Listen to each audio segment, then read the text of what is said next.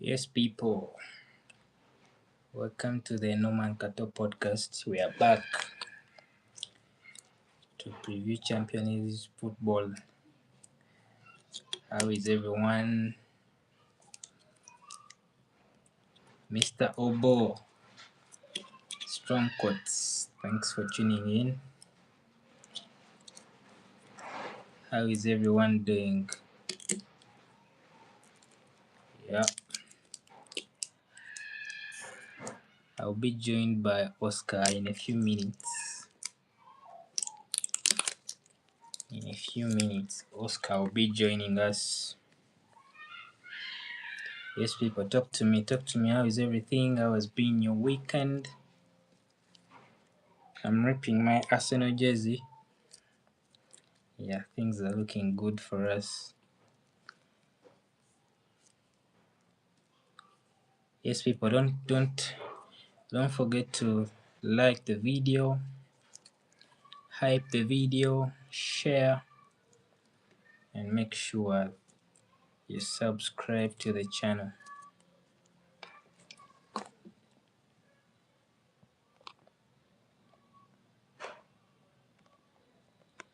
Yep.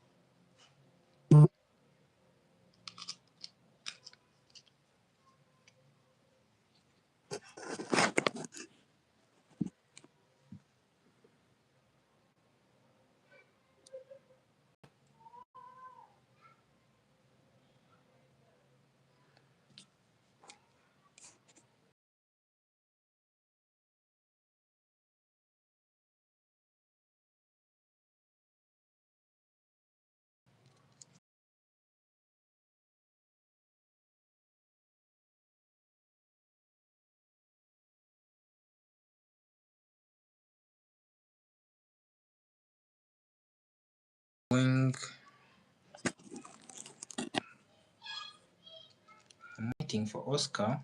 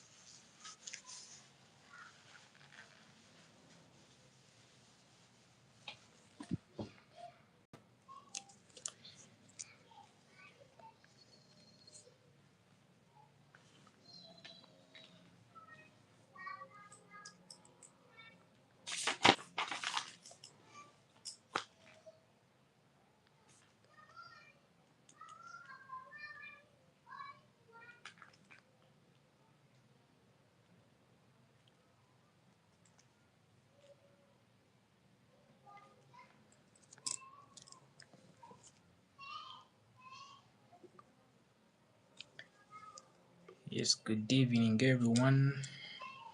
Depending on where you're watching from, this is Norman Kato. I'm your host of today's show.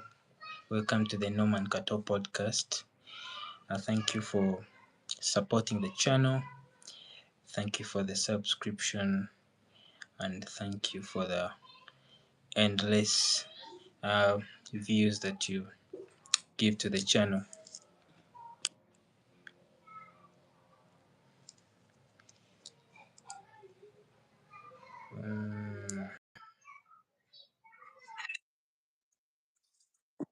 Finally, So you have yes, sir. decided to come with a Champions League background. Yeah, I mean, it is Champions League week. Nice. That if it, what shall we say? As we're about to get out.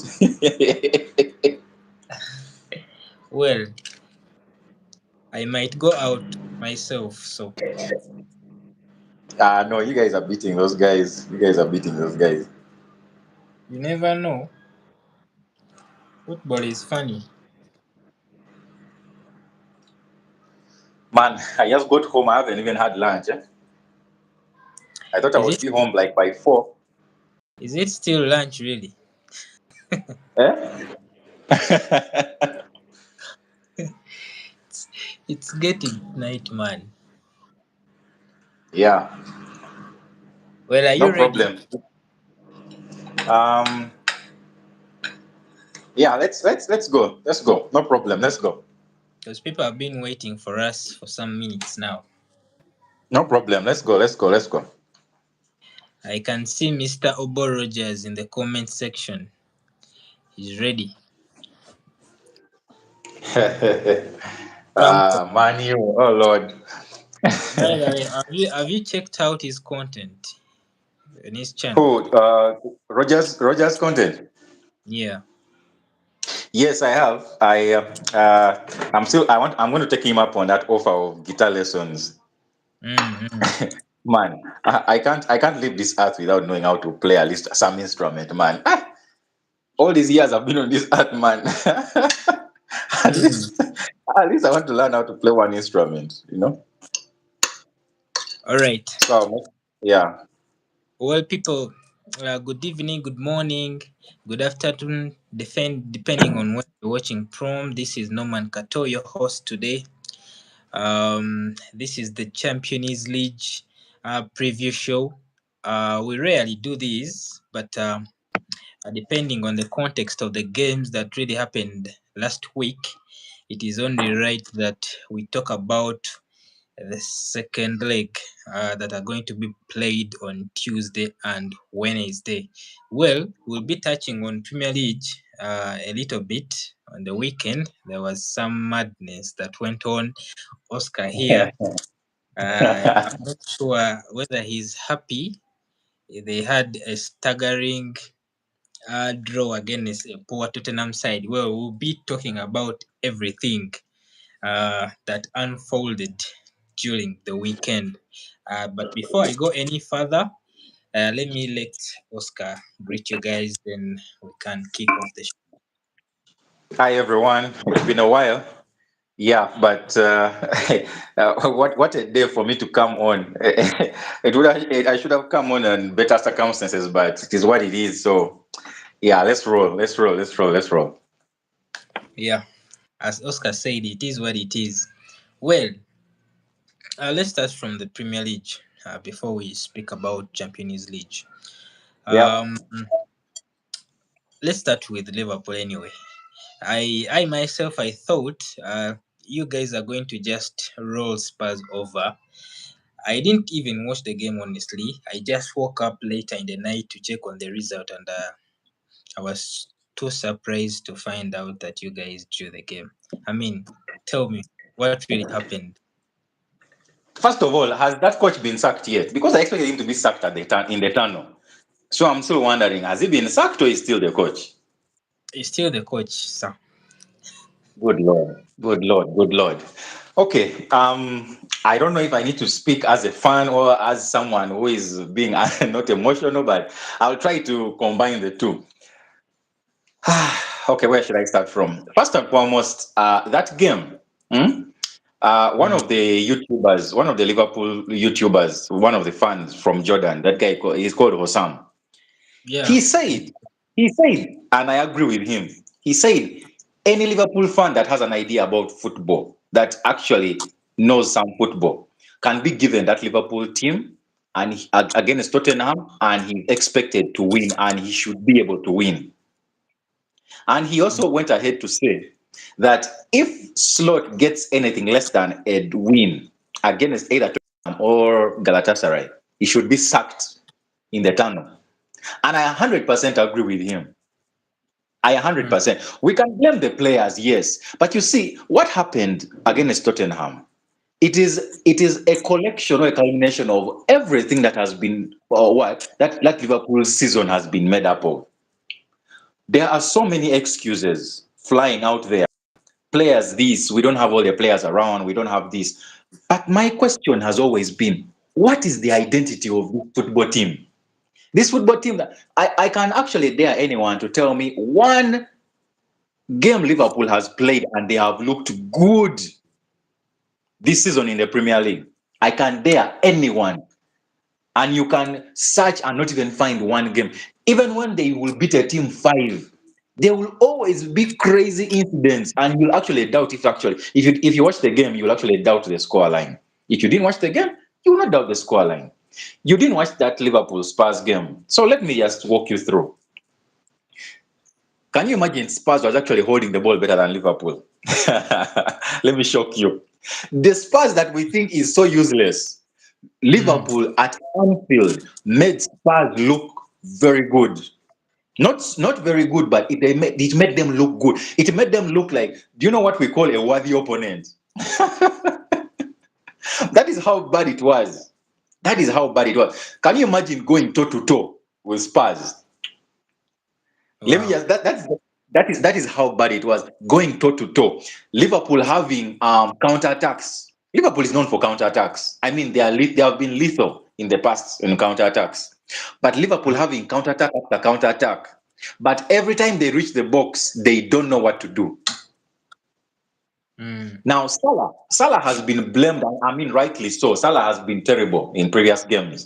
Now, let me shock you. Salah was actually way better than everyone in that front line.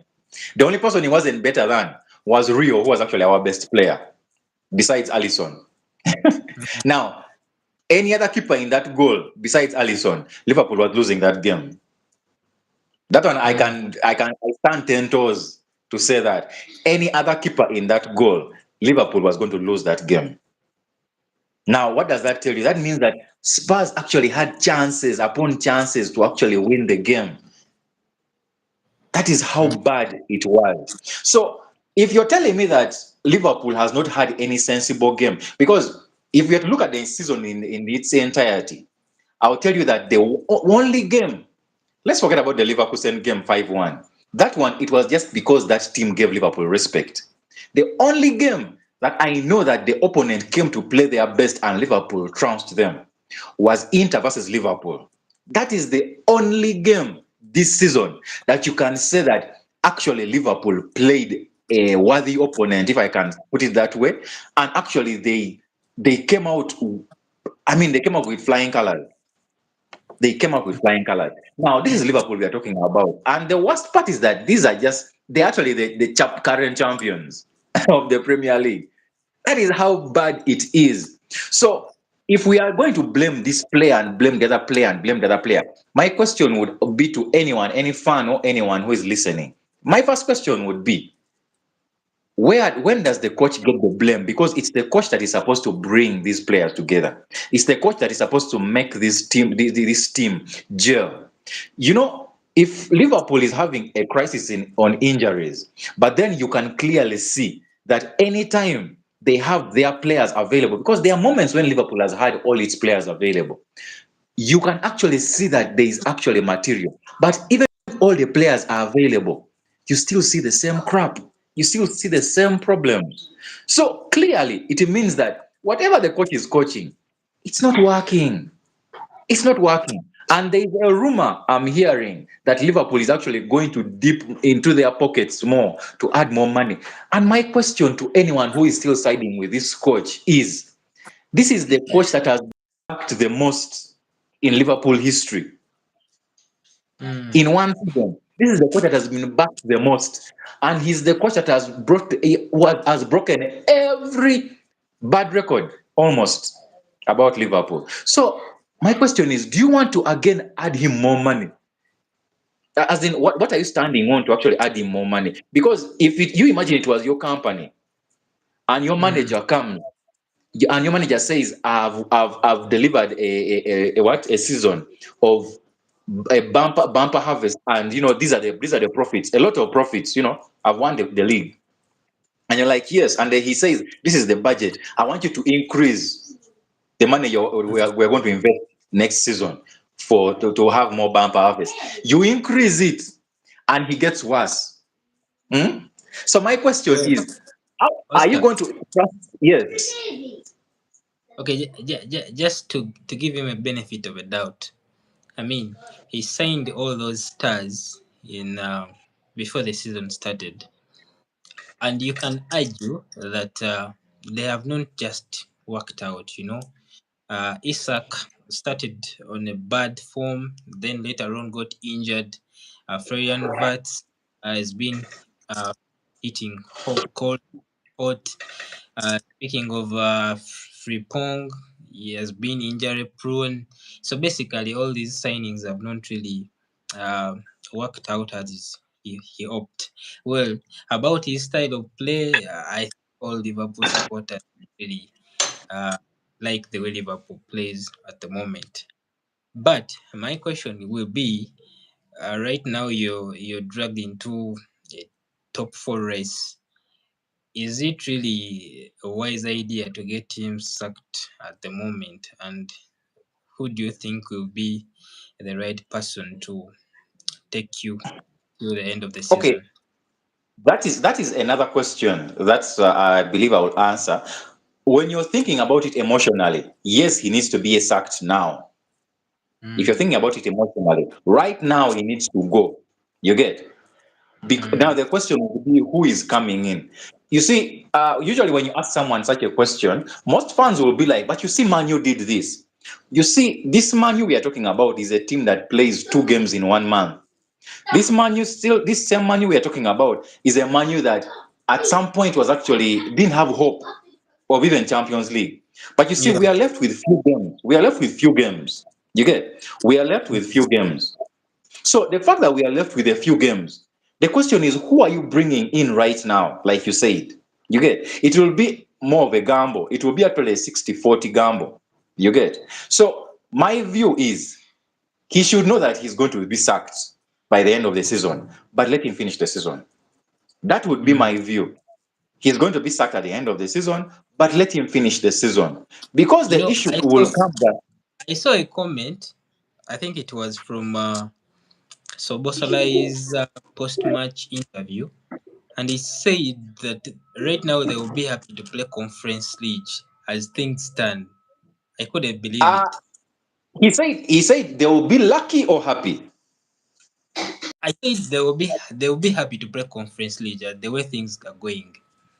I need to see that comment again, because I wouldn't. Oh my god, that is sad. That is really sad. That's really sad. Yeah. But because I actually doubt if we shall actually even make Conference League. Mm. Conference League No, is up to is it you make. Are you seventh saying you position, will right? finish below Brentford? Thank you. I mean, let me tell you something. We haven't yet played Brentford, by the way, and I guarantee you, Brentford can come and beat Liverpool at Anfield, because the way they beat us at their home wasn't a fluke at all.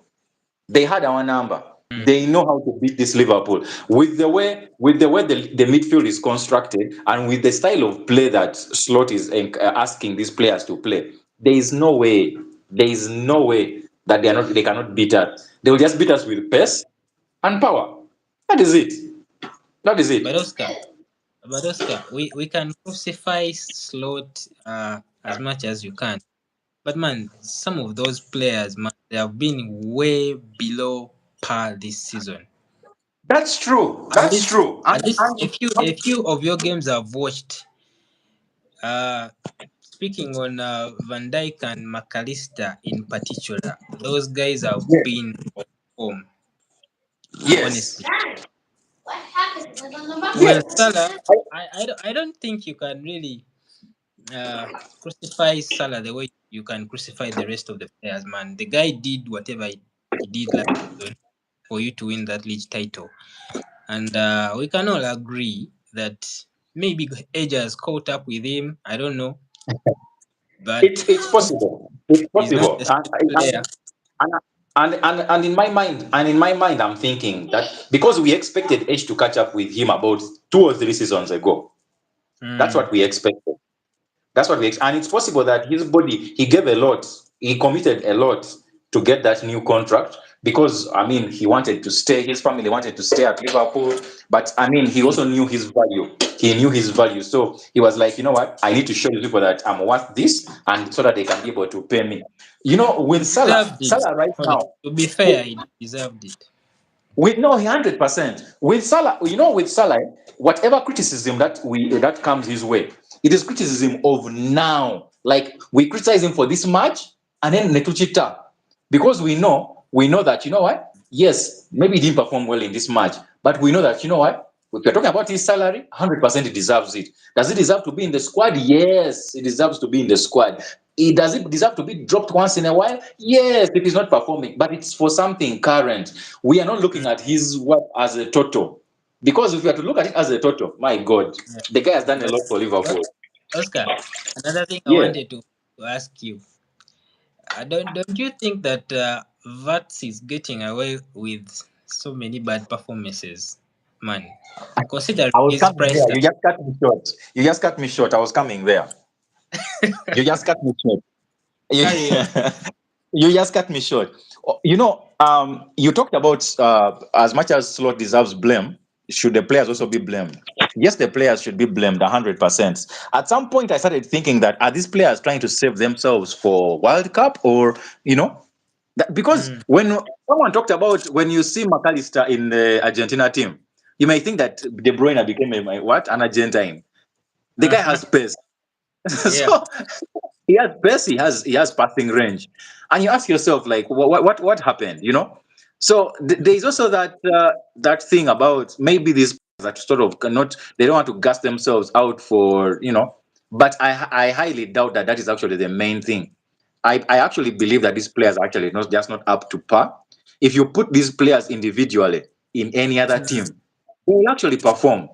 So my issue with this is that yes, the players are not doing well. That's for the money that he was bought. For that money, Mm. for the money that his, you know, his services came at a very, very steep price. And then the man is taking shots like a baby. He's taking baby shots. He's hitting the ball into the ground. And you ask yourself, what sort of technique is this? You know, it's Mm. crazy, but I wouldn't expect, we do not, I don't want to hear anyone talking about the players are still trying to get used to the Premier League. No, no, these are professionals. These are Yeah. professionals. Up to half a season. Up to half a season. That's the longest I can give any professional to get used to a word. After the season is now halfway, beyond the next third and fourth quarter, you better start showing that actually. You better start showing that actually you start showing what you're made of. But if actually in the third and fourth quarter you're looking either as worse or actually not even anywhere close to what is expected of you, then no, no, no, no. There is a lot of blame that will lie on. If I was to grade Vats in this Spurs game, I would actually give Spurs. I mean, out of 10, I would give actually Vats one for appearing in a Liverpool shirt. That is all. Wow. That's That brutal. is what I would give him. That's what I would give him. I Mm. believe, I believe, I believe. Besides Robertson and maybe Gomez, Mm. and maybe you can say Frimpong, that was the worst player on the pitch. I Mm. can actually put Frimpong ahead of him because Frimpong wasn't playing his position. I would say with Robertson, I can say Robertson is just because I believe age has caught up with him. His game is based on athleticism. That's what his game is based on. It's not Yeah. necessarily skill, it's True. athleticism. Which True. his body is now, age is catching up with him. I give him that pass. Joe Gomez is, I mean, injury prone. He has not really been good for about now 3-4 years. Ever since he got those injuries and started, even during Klopp time, he only had one really good season, and then he died out. I understand that, but Vat was bought as this classic number 10. He was bought as Mm. this classic number 10. So yes, I give him half a season, but after half a season, you need to start. He has started showing something. Some a few matches back, but it looks like that was his best, which was actually nothing. I mean, I would expect to buy a player 25 million to actually give me that. If I'm getting Shaki at 30 million, and he's Yeah. showing me what I'm seeing from Chucky. If I'm Mm. seeing that if I'm seeing that in the third and fourth quarter from Vats, But I would be looking forward to the next season because I believe he's going to build on that. I believe the coach is going to build on that. But mm. what I've seen, that guy needs to put in a lot of energy. He needs him. Isak is. The way I loved Torres, the way I loved Firmino. It's the same way that I believe it. I'm actually going to like Isak, and I'm really rooting for him. Mm. I just need that guy to perform. If he needs him putting on weight, he needs to do that. Vats needs to also put on some energy. If You know. skill wise, because there are players that I know that Mm. I have seen in Premier League that don't necessarily play have energy, but Yeah. skill. Yeah. Ozil, my Right. God, oh my God, oh my God, Ozil, eh? Ozil, that is a Mm. classic example of a player who will not beat you with energy. He will beat you with the movement of his body, movement of the ball, 100%, and you Yeah. go.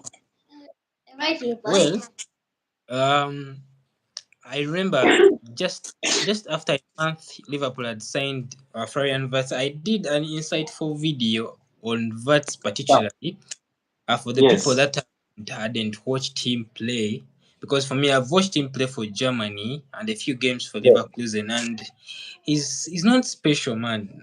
I mean, you can look at that price tag and you expect your expectation go high in the roof, Mm, but mm. don't expect Florian Wirtz to give you anything unique. I mean, he's a good player, yeah, but he's not a De Yes. Bruyne, he's not a David Silva, he's not a Mesut Ozil. So I think Liverpool fans have to just now come to terms that you guys were outpriced in the market. Yes. As we always do, we always get outpriced. I mean, we bought Noni Madweke 52 million, man. Is he worth it? No. Noni Madueke is the reason you have a chance against Leverkusen. Well, man, Yeah. we will speak about Arsenal. But then, Hey. Mm. before we close out on Liverpool, Yeah. moving forward, do you expect your team to qualify for Champions League? I mean, man, the race is getting tighter. Do I expect Liverpool to qualify for the Champions League? It is expected, but theoretically expecting it and practically, those are two different, very different Because things.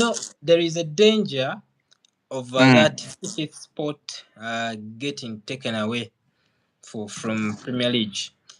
If I mean 5 of those 6 clubs that qualified might be out this week. It's a possibility. So meaning I, that spot will be taken away. So I, for I you don't for think, you guys to be sure, you have to make top 4. I don't think it can be taken away.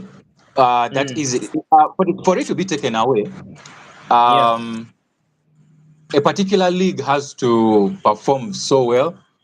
Mm, Let's say at minimum all their teams reach the semifinals, mm, or they are all in the final, and mm, because for Premier League to get that position, it was mm, all because of their performances over the years.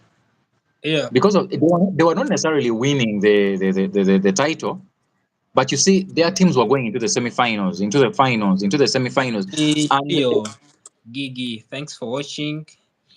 Shout out to you. You were saying, can I get a shout out, please? Yeah, thanks for watching, man. yeah, Rachel thanks Gava, for watching. thanks for watching. There's so many people that have tuned in. Thank you guys for the views, guys. Remember, like, share the video, and subscribe to the channel. Yes, carry on, Oscar. Yeah, so I think it's possible that it can be removed from Premier League, but I don't think it can be this season. It would be something really. It will have to be something crazy will have to happen for that to Mm, actually come through.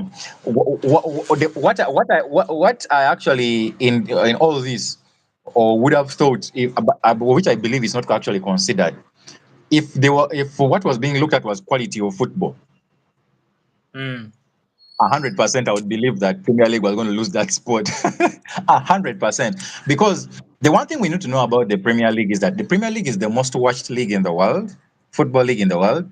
It is the most expensive, and it's the most lucrative. Okay, expensive in terms of how they buy their players, and the most mm, lucrative in that they rack in the most the most revenue, and yeah, probably I believe possibly even profit. You get true. that is Mm, how huge the Premier League is. You get, but if we're talking about the quality of football, mm, this season, the quality of football is terrible. It's yeah, it's terrible. been terrible. It's really terrible. And I believe that also played a bit into how most Premier League teams performed this season. I Mm, actually mm. thought, in my mind, I actually thought that Premier League teams playing a hard game and relying on set pieces was going to be like an Achilles heel for other opponents But, in other leagues. mm, But I've actually find out that for them it's not necessarily even a big issue. They will defend the set piece normally, like how they normally defend any set piece. You get, they know, yes, you have there's that threat on set pieces, but they will not necessarily depend on it so much the way you see the Premier League teams sort of try to depend on it, try to push for it. You get, these guys will actually pass the ball, do this, do that, do that, do that. I saw how Leverkusen was playing against Arsenal. Man, Arsenal has. I consider Arsenal's defense the best in Premier League. But mm, my brother, Leverkusen was making that defense not look good.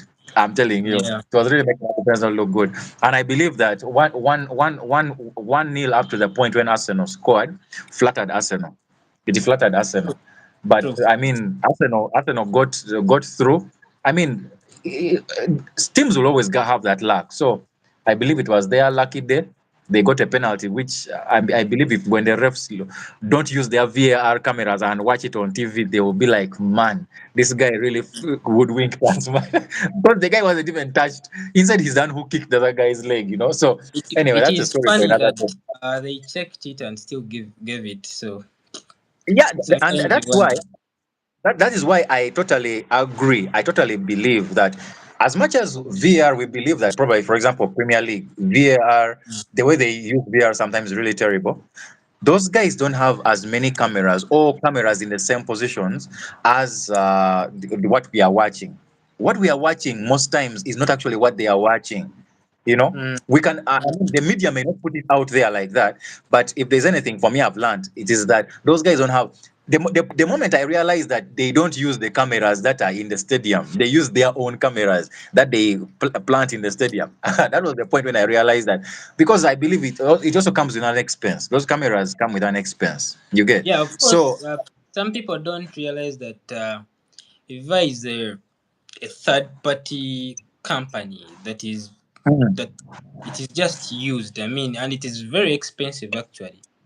yeah, That is and I why believe that not with most time, companies yeah. use it. Yes, and I believe that with time they will get more cameras and possibly get the same amount of cameras, like the broadcasting TVs companies and all that. And I believe that it will improve, because there is no way under any circumstances, if those guys had saw what we were seeing on TV, that they would have given that penalty. They would have told the ref there is a clear and obvious error. So Mm. I give them that pass. I give them that pass because I'm thinking that they didn't see what we actually saw. You get? So that Well, for me, that's why I give them the pass on for that. me, with VAR, man, I've seen it all. I mean, just recently, AFCON, Hey, Mali was denied a penalty because apparently VAR wasn't working, and they ended up in the game. So, on- only in Africa, only in Africa, man. We are well, I've special like seen that, it man. all. We are special like that. Well, We are special we like have that. some breaking news. I don't know if you have read it before we came on air. Mm. Chelsea has been handed is it a 1 year suspension from buying first team players. Apparently, they breached some transfer rules. Mm. Have you read it? I looked into it, but I don't have it offhand. I looked into it as we were coming on air, and Mm. yeah, yeah, it is breaking news, and I expect it to actually cause a lot of noise on social media, especially where everyone will Yeah. have their own view. This is where I want to impose my question. Why Yes. does it really take?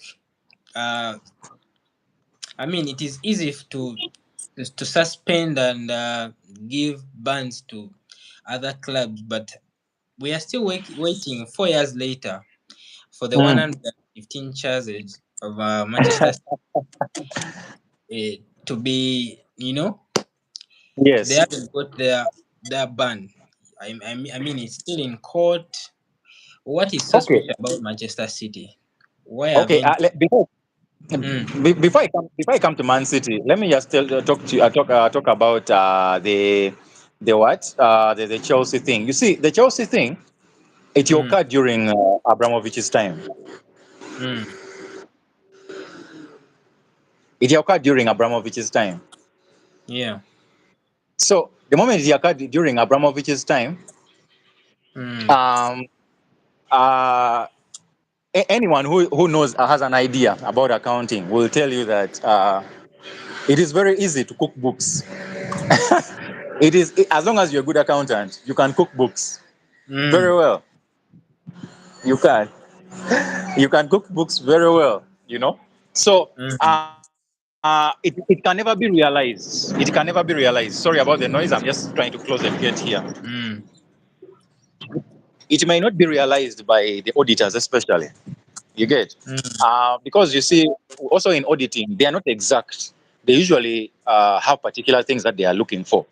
But it is until someone else gets those books and goes through them intentionally, that's when the person can actually learn if whatever mistakes or whatever issues have errors or what have occurred. I can assure you that the only reason these things were actually brought to Premier League's notice voluntarily by what Chelsea under Todd Bowley. You get, and the reason why they brought it what voluntarily, it is because if the error was found and they had actually not done anything about it, the fine or whatever penalties they were supposed to get were going to be way more hefty than actually what they have been levied right now. You get, so they were like, you know what, let's take one bullet instead of taking an entire magazine of bullets. You get it? So mm, that is the whole thing. Now you're also looking at City's 115 charges. Yes, those charges are there, but you see, that thing is so sensitive that if it is handled wrongly, number one, media perception, people's perception matters a lot. Because you see, we are in the era of social media. So you can just throw out a word out there, just like you see, it was thrown out there that Chelsea has been given this ban. But if someone doesn't know the details of actually what happened, someone can run with a story which can become a very big problem, you know? Someone can run mm, with it. So these 115 charges, that's why they are not even being exposed into the media. They are like in closed door. And the people who are deliberating on it are actually like people who are very neutral, people who probably do not know even anything about football, but they are very good at accounting. So they look at the books, they're not looking at football, they're looking at the books as they are and whatever mm, issues that have been caused. You get it? Yeah. yeah, So that it's very delicate in that if it is handled wrongly, Man City can first of all lose its image, because image is a very, very big thing in any organization, especially an international organization. So it is being handled carefully, and whatever verdict that is going to come out, the verdict will come out, but the verdict will take very many things into consideration. There are some things that cannot be quantified. For example, you brand image, it's just like guesswork. You get, they will use some particular matrix here and there. Then they will use they will say how this thing, how did Premier League, this thing just passed by Premier League's nose. It will also have what, like uh, Premier League will, how can I put it? Okay, let me say that you're the regulatory authority, but then the people that you regulate start making funny mistakes, and for all those years you've not been noticing. It also a bad look on you as the regulator. Mm, You get, so all those things yeah. will be considered. They will all be considered when what, when they are, that thing is uh, is coming through. So with the city thing, it is for waiting. It's for what, for waiting. Okay. Yeah. Um. Well, moving on.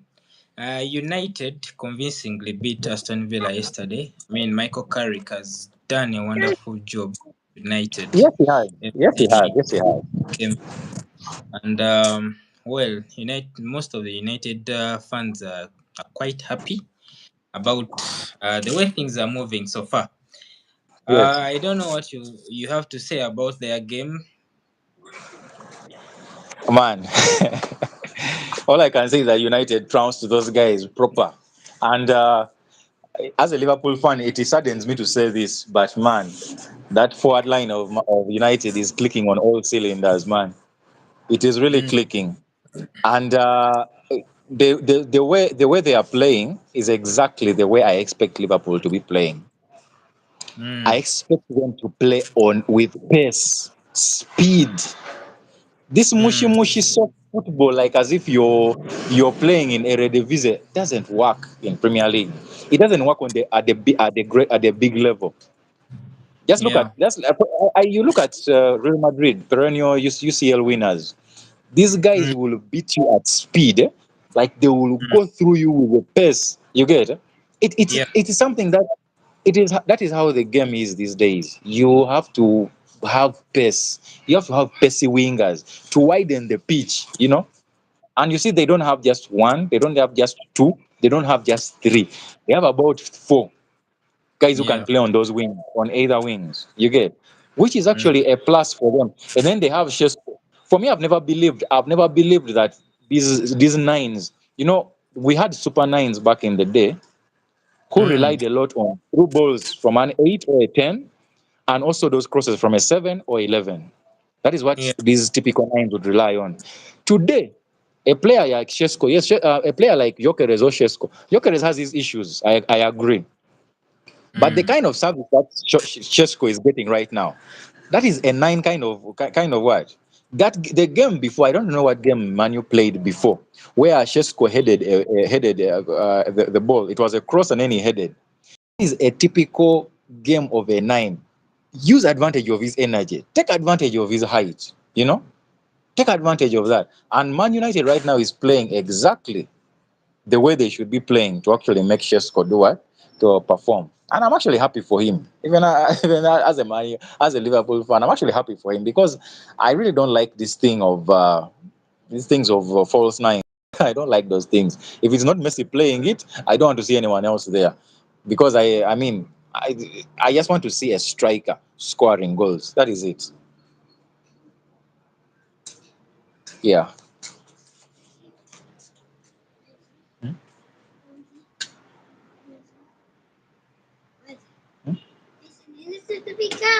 Mm.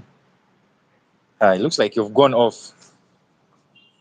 Let's see if I can get him back.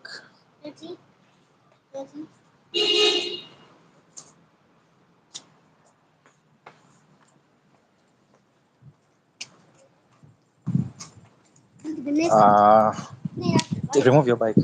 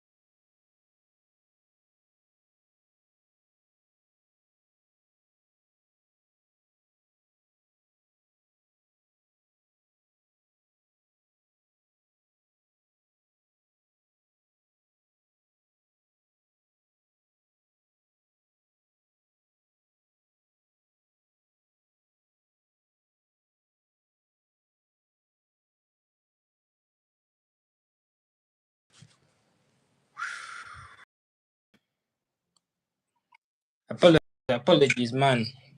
Some It's network okay. glitch. It's okay. It's So, okay. It's okay. Yes. where were we? We're in United. I want you Yes. to comment about Unai Emery. I mean, you know my thoughts about Emery as a coach. I'm not really surprised about this collapse. I expected this. It happens every season. Yes. Um. I honestly like Emery. I like Emery as a coach. Does he have his weaknesses? Yes. Yes, he has his weaknesses. Yes, he has his weaknesses. Uh, but you're on the money. You're on the money there when you say that he has that challenge of always, making people have very high expectations, then collapsing. He's a good coach to have at a club like Aston Villa, Would because you if take him Aston at Villa, Liverpool? I beg your pardon. Would you take him at Liverpool? Listen to what I said. I said he's a good coach to have at a club like Aston Villa. Listen to me. Listen to me. Okay? And I'm going Yeah, to give you the reasons why. When he's at a club that is when he's at a club that looks like it's knocking into top four, yeah, basically their expectations are not very high. Meaning that he can actually perform and maybe win a Europa, maybe bring them into top four, and he looks very good. But you see, he has not yet taken that extra leap whereby he puts himself in the category of coaches like Klopp, people who are now perennial champ, or like people who will always be in the top four, and things like that, the peps of this world. You get. He has not yet yeah. put himself in that. He has not yet taken that extra leap. He's still in this category of uh, maybe let me, though he has not yet been tested, but let's use the example of the coach of Crystal Palace, for example. Guys who have Glasner. teams that are very good. Yes, Glasner has a very good Mm, team, and when he wins an FA or is beating, top teams, he looks good. You get, but when you give him a big team, though he has not yet been given a big team, but when you give him a big team, probably anything can happen. You get. So I would say that Emery is good for Aston Villa, and I believe that most likely he will get uh, top five and go for the Champions League. And I believe mm. that will actually be progress. That will be progress for them. I believe that will be progress because right now they are in Europa, right? Yeah, Yeah, they won their first leg 1-0 in France yeah. against Lille. So they are likely to make it to the quarterfinals. I believe they will. I believe they will. Well, moving on to other games, the title race. Mm, A few weeks ago, I mm, honestly thought we had blew it away, and mm. man, football is a very funny game. 3 weeks later, it's 9 points that we are leading City. I know they have a game in hand. One Well, game. yeah, City drew their game against West Ham. I actually expected it I because did man, expect it. I did that expect it, and I that say that yeah, that Madrid game took a lot out of them. And Guardiola, I don't know what happened. These days he doesn't want to rest players, man. He played the same team that plays against Madrid. mm, He's being stubborn, but his stubborn is turning out to be costly. Well, for us it worked. I mean, we had to grind out that win against Everton. They mm, had maintained a good shape at the Emirates, and I mean, at some point they could have even led the game. But yeah, mm. as you always say, to be a champion, you need some luck, and You need. yeah, we were lucky to get that win. Well, it is now 9 points ahead. What do you think? Is the title race done? Do you feel City can still make it up? Everyone who thinks that the title race is not yet done is Mhm. basing on history. Is basing on history. But if there's anything that we have learned this season, if there's anything we have Mm. learned this season, it is that as much as that history was showing us how Arsenal always collapsed, Mm. Their biggest issue was usually injuries and the defense not showing up. But the one thing that has always been constant that time and even right now is that the forward line never shows up. Like Very the forward line struggle. is always average. I know some Arsenal fans will be mad at me for saying this, but the Mm. forward line is But it's average. the It, fact. al- it has always been average. So because of that, uh, as long as the defense shows up, because you look at it this way, you had injuries. Mm. You imagine back in the, I believe that White is actually still a good defender, but imagine back in the day whereby you didn't even have, I Mm. mean, you don't have the replacements ready. Timber goes down, you're bringing on a central defender. You get.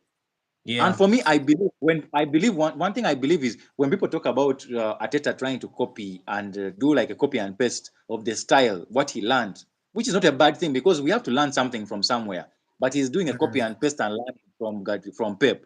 I 100% believe it because look at his entire defense. His entire defense is made up of central defenders. Even when he's subbing on and bringing on central defenders. You get Mm. these Mm. things of flying wingers and all that. I mean, let the central defenders fly. You get. So I believe the difference this season is that there is depth in squad. Yeah. Sometimes, Honestly, depth has played a very big part yeah. in where we are, because if you saw in that Everton game, Timber got an injury, then he had to bring on Mosquera, who did very well, Mm. and then Yes. um, who else? Who else? Madrid had struggled when he started, but then he brought on the young Max Dowman and Victor Mm. Gyökeres, Mm. and Incapia came on for Carafiori. You can Mm. say all those substitutes were impacts because they all Yes. contributed to the win. And by the way, I'm Yes. really very happy for Incapia, and I'm happy that we are going to make his loan deal permanent. He's Mm. very, very good player, good competitor. For Gyökeres, I told you I'm going to die by his sword. I I liked him to be signed, regardless of the criticism he's been getting from our fan base. I I still believe he's going to contribute so much if we are to win anything this season. I mean, he single-handedly, or you can say he contributed to those 6 points against Everton. The first leg we won it 1-0. It was his goal that won the game, and then he came off the bench to score against Everton. Well, uh, things are looking great. I don't know if there will be another twist. 9 point gap is pretty healthy. Let's not forget that City are playing Chelsea next at You, Stamford you Bridge. see, you see. No, the twist can occur, but the twist, the only issue is when we say a twist, I Mm, believe at this point we are meaning that something occurring in favor of City. That's what I mm, believe it. What I believe yeah, it means. Man City, Man City is not. Unfortunately for them, they are not. They are not actually that good. As maybe we can also blame coaching issues and all that. Maybe we mm, can blame the years they have been winning and now their players seem to be off form, the Fordens and all that. But mm, we are not going to take. I'm not going. You see, I'm one person who wouldn't want if I'm to choose between City and Arsenal who should win. I would of course choose City, but I'm not going to take away. I'm not going to take away the plaudits or the praise from Arsenal. Arsenal 100% mm, deserves their praise. Yes, their forward line is terrible because you are not picking of them into the just what the team of the season, which is really mm, shocking. yeah, But as much as that is what has happened, their strongest point, which is the defense, has chipped in a lot into the goals, especially when like a game is tight. It is especially in yeah, those tight games that is when their defense comes through. They come yeah, through by providing goals through set pieces. Maybe they will score even in open play. You get. So Mm. As much as City has its issues, let's also look at Arsenal. Arsenal deserves all the credit. 100% they deserve all the credit, especially the depth in squad that Arteta brought in. Arteta has had these Mm. issues. We can say that it had to take an entire billion for him to win one trophy over 6 seasons. But Mm. at the end of the day, he has won the trophy. That is one thing we don't need to forget. Yes, he is going to win the trophy. He has won the trophy. Anyone who Mm. believes that there's going to be a twist in this in favor of City should first think, because this is not the City of 3 years ago. That City of 3 years ago, by now, by now, Yeah. would have already caught up with that Arsenal. Possibly in that game that they were going to play, that third last game, they would probably just need a draw at most. Mm. That is because for them they would actually take you on they would go on a crazy long run of winning games. This one here is very porous. Anytime it can concede a goal, it is not yet really that good. I believe that they will Yeah. improve it next, but this season, no. This season, no. This season And they they don't. have a tough fixture coming up, man. They're playing Exactly, relegation, fighting teams. exactly. I don't think You, they you will maintain their perfect run no, because they will I need to don't. win all the games to Yes, become exactly. champions. They will have to. They will have to. You get. They will have to. And you Mm. see, what made them click a lot was Rodri was protecting that defense a lot. Mm.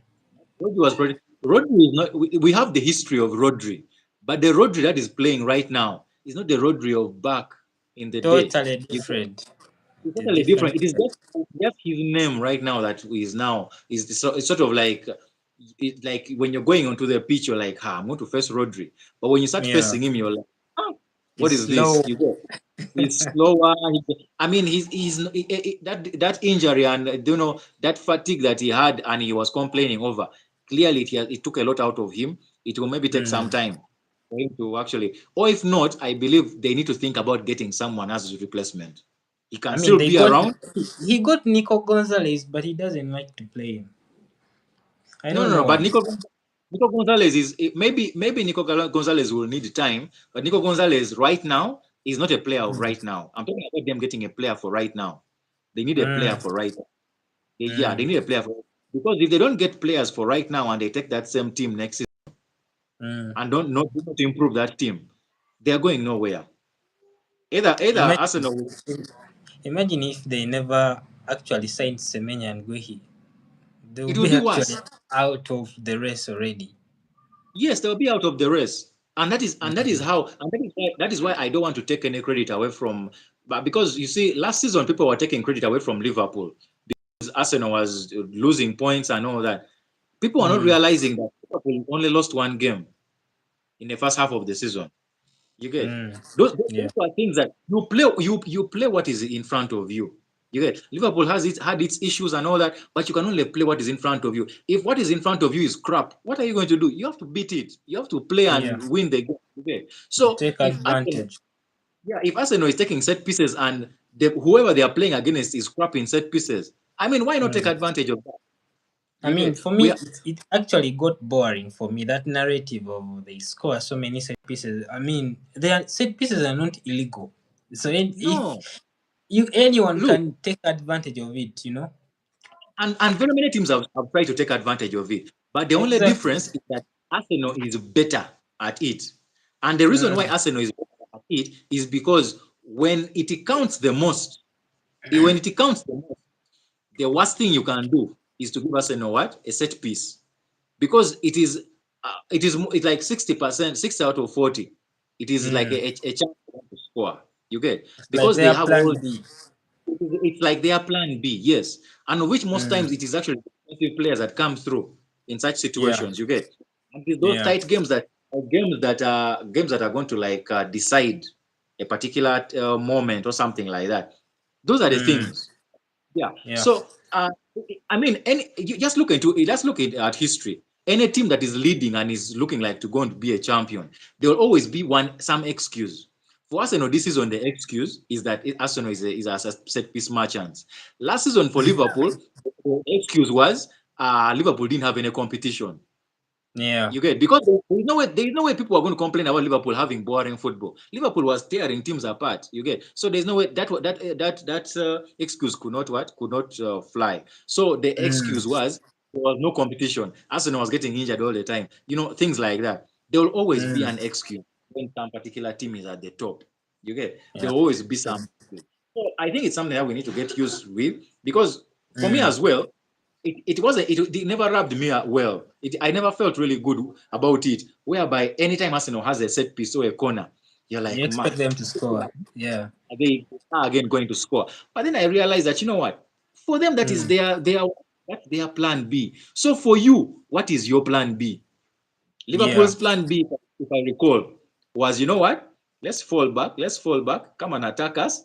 When we get the ball, It's on the load it to break. the wing, load it to the wings, and our boys will tear you apart. You get it? That was Yeah. our plan.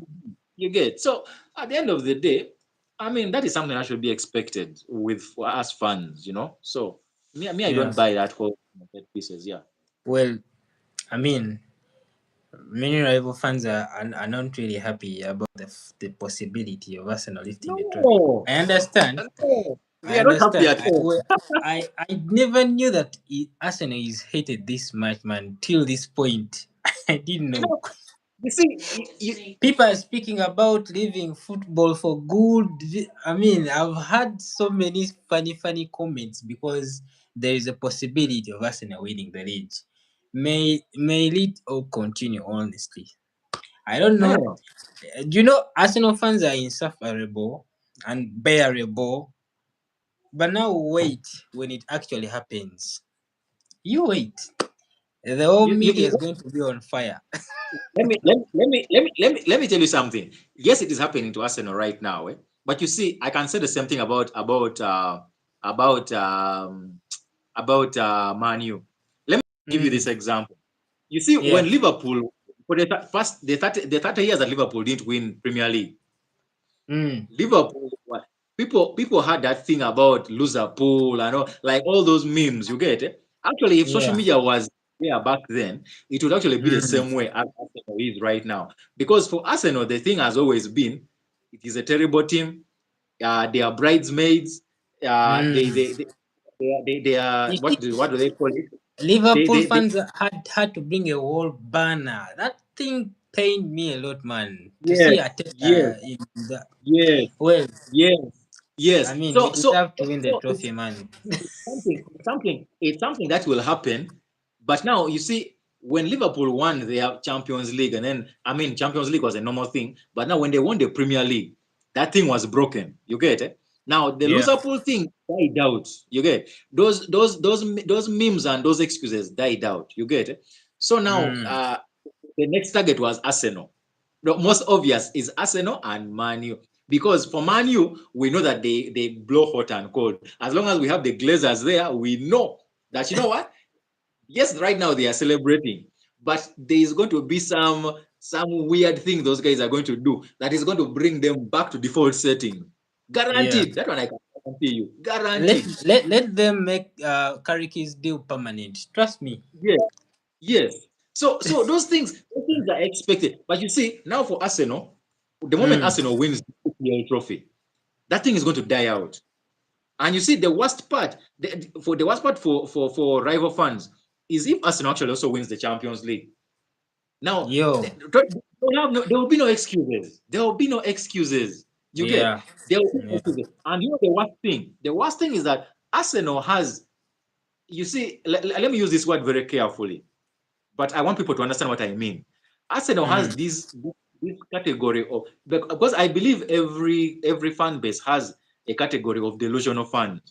But mm, mm, mm. The thing about Arsenal fans, the delusional ones are loud. They are loud. Eh? So it is easy. It's easy to actually point them out on social media, whereby you Mm. find someone, you can actually think it's even AI when someone says that if Ateta wins Premier League, he becomes a better coach. He becomes only second to Wenger and what and Ferguson. And you ask yourself, like, is that AI or that is actually a real football fan? You get? And then Yeah. someone told you that Gyökeres is a far better striker than Mm, Drogba. And you ask yourself, what has Gyökeres done that you're putting him at that level? You get it? Like, yeah. and you're like, yeah. So the thing is that it's just because Arsenal fans, the ones that we call delusional, or that every fan base has, for Arsenal, they are allowed. They are like they have platforms. You get it? So it becomes Yeah. so I was putting it for you this way. If Arsenal wins Champions League and they win Premier League, Mm, my God, it's going to be crazy. It's going to, all of us are going to keep quiet. It's for personally, I don't have the energy to argue with results. So that means that I'll have to keep quiet and take the ban, take the beating, yeah. take the thing. You get? So yeah, Well, that is yeah. I pray it happens. I don't think it will. Well, there is a No, possibility of winning a cup and the league because we yeah, are already in the Carabao final. yeah, There's a possibility. Well, yes, we'll wait and see. But so far, at least we have some breathing space. A nine yes. point lead. And let's see how the next games. I mean, we have to wait till April 13th, is it, to play our next PL game, which is good. I mean, that's a good break. I mean, but between that period, we are playing our second leg, then the final this weekend on Sunday. We'll be playing against City. I know this is playing out so well for us, man, because City are facing Real in the second leg, and then on the weekend they'll be facing Arsenal, and then their next PL game will be against Chelsea. So we will see how they'll get on to to those fixtures, man. No This is man, no man. playing on so well. I guarantee you, if this title doesn't go to us for some reason, this Mm, will be the biggest, the mm, biggest flop. In yeah. fact, Ateta, you guys will have to tie Ateta's beddings and throw him out But yourselves. well, I don't think it's going to happen because now it is I mean, only now 7 games, it is and close you to see, impossible. yeah, it's close to impossible. I think that City game against Arsenal will just kill it off for good. It's for me, it's If meaningless. For me, it's if even meaningless. if Arsenal draws that game, it will be Or even done. loses. Yeah, even though they lose, it will still be done. Because do you think City will beat Chelsea at Stamford Bridge? You know how Chelsea plays against big teams, so I expect draw. it's a possibility they will drop points there. They have to play Everton. They have to play Brentford.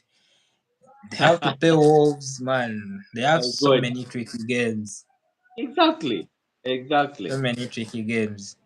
It will Yeah. be a huge, huge shock if Arsenal loses the league at this point, man. To be a Yeah. huge, huge, huge Yeah. shock. Yeah. Well, away from Premier League, let me first thank the people that have really tuned in, man.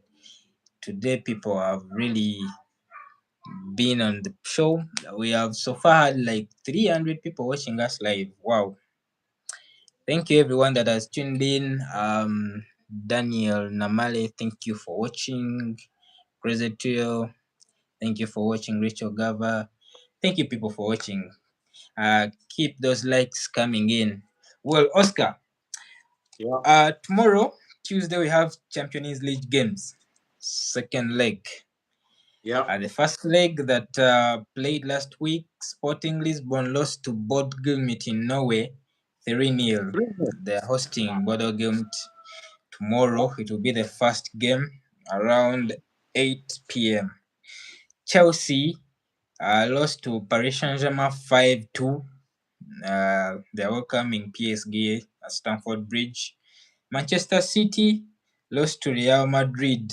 Everyone remembers that Fede Valverde hat trick in Ah, halftime. So they will crazy. be hoping to I understand Pep Guardiola has given Manchester City players a off day today, so they didn't train today. He gave them an off day. So they are hosting When are they Real playing? They're Madrid playing tomorrow. tomorrow, and then Arsenal Are they playing tomorrow? hosting Liverpool and at the Emirates. The first game ended 1-1. Thanks to that Kai Havertz penalty. Barcelona, they'll be hosting Newcastle at Camp Nou. The first game ended 1-1. Liverpool, they will be looking forward to overturn that first leg loss to Galatasaray. Actually, that is the second loss to Galatasaray this season. Remember, In the same in the league phase, they lost to Galatasaray. So they'll be looking forward to doing a comeback. I believe they will go through. Galatasaray nearly lost to Juventus, if you remember very well. Juventus drew with them in the second leg 3-3. They had to go to extra times to win it, with Juve getting a red card in that game. So Liverpool can really go through there. Bayern Munich, they dismantled Atalanta first leg 6-1. So they are pretty much through, and there's not much to talk about that game. Well, Oscar, I want us to start with Bodo Glimt against the Sporting Lisbon. So Bodo Glimt has been the surprising story of this year's UCL. They have been very, very good. They have beaten Inter Milan, Manchester City, and Atletico Madrid. Yeah, they have beaten 3 giants already this season, and they are looking at going through to quarterfinals because now they have a 3-goal lead. Unless Sporting Lisbon does a remontada, which I don't expect, the Bodo Glimt are very much through. What do you have to say about that game, briefly? I believe that game is done. You believe it's gone, eh? I believe it's done, and the reason I believe it's done is because that team is not just surprising. They don't respect you home and away. They come Yeah, and play you like as though you're equals. so yeah, I don't expect maybe Lisbon Sporting can maybe win the game, but there is no way they are beating those guys. If it is you if don't they score expect them three, to go through. I expect them not to go. I expect it if they're scoring three, they probably Bodo Glimt will score a 2-1. So Mm. I expect Bodo Glimt to go through. And possibly Bodo Glimt can actually beat them even at their home. Like I say, they don't respect you home and away. And I had a rumor that their season is actually done. I don't know. I don't know how true that is. Yeah, that is true. So they have a break. So meaning So give me all your they have to prediction. do is I believe it's going to be if it's let me look at it this way. Sporting will want to overturn. They will try to get an early goal. So I will say 2-1 Sporting. 2-1. Yeah, I'm going for a 2-1 also. Sporting. They'll fight, but I don't believe they'll go through. Well, Chelsea. This is interesting. I find it really annoying that we have these games at the same time. Chelsea, City, You Arsenal. know? Is honestly annoying. You'll need to Yeah. have at least 3 TVs to catch all the Right. games. Well, Yeah. Chelsea, they lost at the weekend against Newcastle. They look terrible defensively, man. Chelsea look Mm, terrible. There's no way they are going to beat Paris Saint-Germain without them scoring, honestly. For me, for any Chelsea fan watching, your chances are too slim for you to really knock out Paris Saint-Germain. I'm going to go for a 2-2. Yeah, I'm going yeah. to go Yeah. for 2-2. Yeah, those goals were many. The issue is that I think they should have done some surgery when they were conceding those goals. They should have reached a point and been like, you know what, these guys are Mm, leading. It's 2-2. Yes, we are trying to go for a win. When they score mm, 3-2, at that point, let's try to go and get an equalizer, but be very careful about these guys catching us on the ball. You get, and from that point, they should have just been like, you know what, we either lose this game by one goal, or Yeah. we get our second goal. So just being careful, playing with caution. But going all out and then you concede 2 more goals, I mean, it's a done deal. For me, my issue is that the goals are many. So Yeah. as much as you would say maybe Chelsea has a chance, I really think that game is going to end in a draw. It's going to be end in a draw. I would also go 2-2. I would also go 2-2. But if there is a win, I would see that win going in the direction of PSG. PSG has so much quality man in their squad. Imagine they had to bring on Kivicha in second half, and he ended up being the man of the match. He's too good. Crazy, man. Crazy. Well, moving on to the big one now. Manchester City trailing 3-0. They're hosting Real Madrid. Well, unless Madrid does a crazy sleep, I don't think City will be able to overturn this deficit, man. 3 goals are too many. We have really seen it before when Real lost to Arsenal last season, 3-0 in the first leg. Man, it's very hard to beat. Yeah, I've only watched it twice. PSG winning 4-0 against Barcelona in the first leg, then they ended up losing 6-1 in the second leg. That famous remontada comeback. Then the Origi corner taken quickly. Everyone remembers that. Liverpool losing 3-0 in the first leg, then making that comeback. Well, football is full of surprises, but this Manchester City team, man, you can't trust it. You can never trust it, man. They're not good enough. And you see, you would say Liverpool against Barcelona when they lost 3-0. Actually, Barcelona, it was just that Liverpool didn't have luck on that day. That game would have actually ended even 3-3 or 4-3 in favor of Liverpool. Yeah, Liverpool actually outplayed them at the Camp Nou, but just because Barcelona scored more goals. But you see, all those games that you have actually mentioned, you do realize that those games were actually, the biggest impact was caused by wingers. And wingers was the team that actually was leading. And you see, I think if you're playing a team that that has good wingers, usually when the team has a lead. Now let me just speak about the Real Madrid Man City game in particular. Real Madrid is going to come and sit back and let Man City come at them and catch them on the break. And when they catch them at the break and they score, or they score even 2 goals, that's when they're going to now start, because they can actually pass the ball. If they decide to pass the ball and to keep it and not only go and score, they can do it very well. You get? And for me, that's the script that I'm seeing going to happen. I believe Man City is going to come all out and try to get that early goal. And if they're not careful and they are caught on the counter, it's going to be a wrap even before first half ends. And there is a possibility of Mbappe coming back. That's even worse, because there's no way you're going to expect Mbappe to come back to his box. So if Mbappe is not coming back to his box, I don't expect Vini to come back to his box. I mean, those are two speed merchants. So you get it. So it's not looking good for City. It's not looking good for City at all. And you see, the worst part is that this is not a tip-top shape City we are talking about. This is a cracked City we are talking about. So yeah, that's how bad it is right now. Yeah. Well, weird things have happened in football, so you can never rule out City coming back, but it's going to be difficult, because if Manchester City can score 2, of course Real Madrid can score 2 against Manchester City.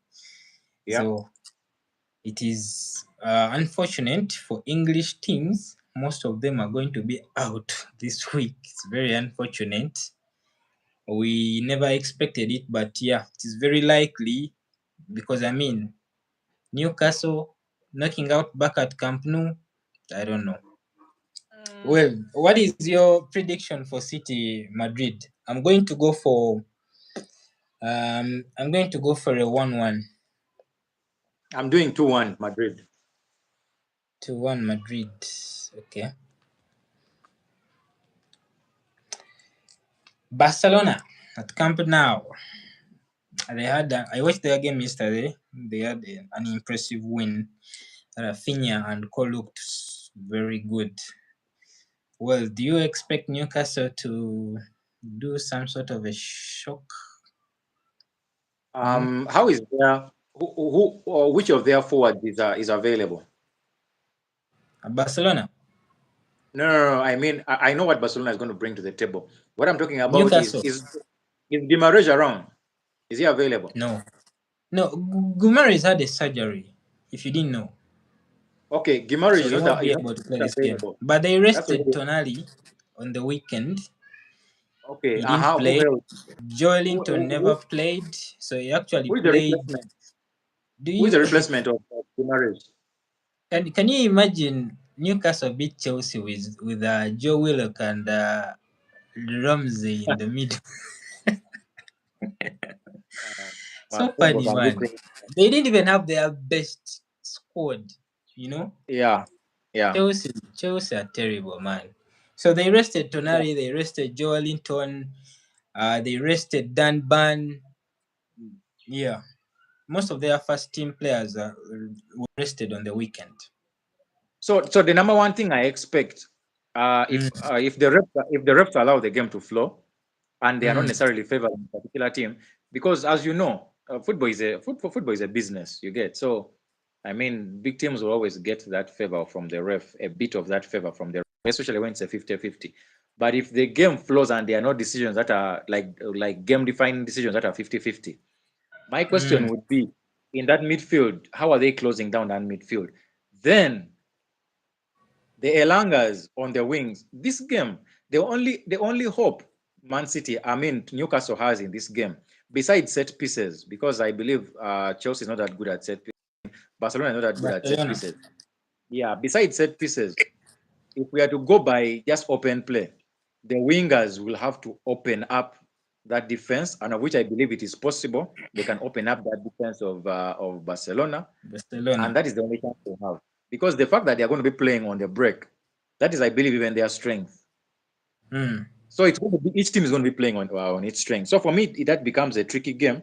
If I'm to go by pedigree, of course, I'll give it to Barcelona. But I'm thinking this game is going to be won by probably one or two individuals. I would put Yamal Mm. and Rafi in that category. I wish Guimaraes was around because that would be a very huge impact in that midfield. So Mm. with that said, is this Congolese playing? Is he available? The Who? Newcastle guy, Congolese. the guy of their striker. Voltamad. No, the one who came from Brentford. Oh, Wissa. Yes, Wissa. I'm not sure. I don't know. Yeah, Wissa would But be a very good option. these days he He would. starts Gordon as a striker. Yeah, and I don't think that is actually a good option in this game. I think he needs to start. If he's not starting Elanga on one wing, start Gordon there, put another speed merchant on another side, and Mm. make sure that they use that side. I try as much as possible to isolate those defenders of Barcelona one on one. That's the only chance Mm. they have. When they get a chance, utilize your chances. That is the only chance. So for me, my score, I would go for a 2-1 in favor of Barcelona, but I would not be shocked if what I say, Newcastle implements it to the T and they actually knock out Barcelona. I wouldn't be surprised. I wouldn't be Yeah. surprised because that is Barcelona's biggest Achilles heel. Catch them on the counter, that defense is useless. Yeah. I also have a 2-1 in mind. I'm pretty sure Newcastle will score.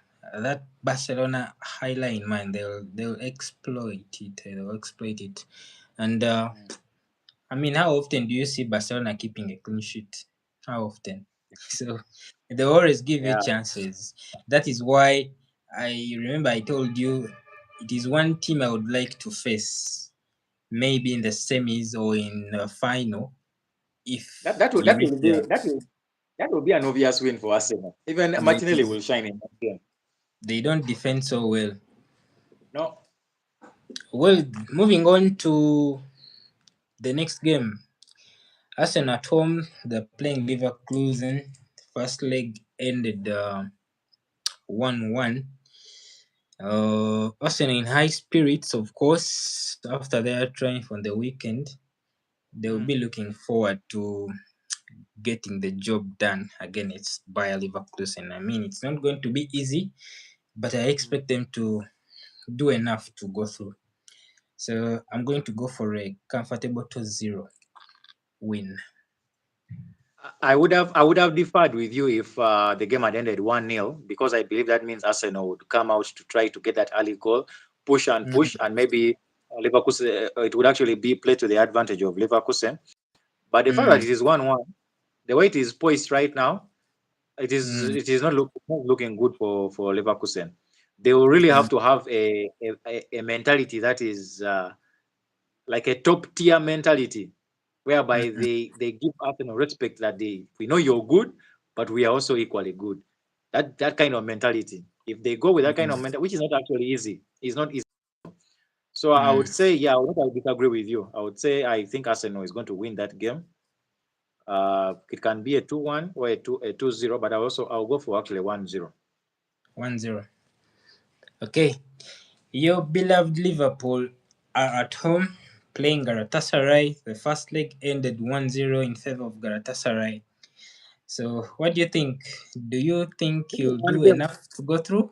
Or This is one game I actually want to predict at the end of first half. And my reasons are very simple. Liverpool, the Liverpool that shows up in first half, you're never sure if it's the same group of players going to come back in the second half. And usually when they are terrible in the first half, the likelihood of the same terrible players coming back in the second half is high. So that's why I would really want to predict this game in the at the end of the first half. But since we can't fast forward to that point, I would say I would give Liverpool a win.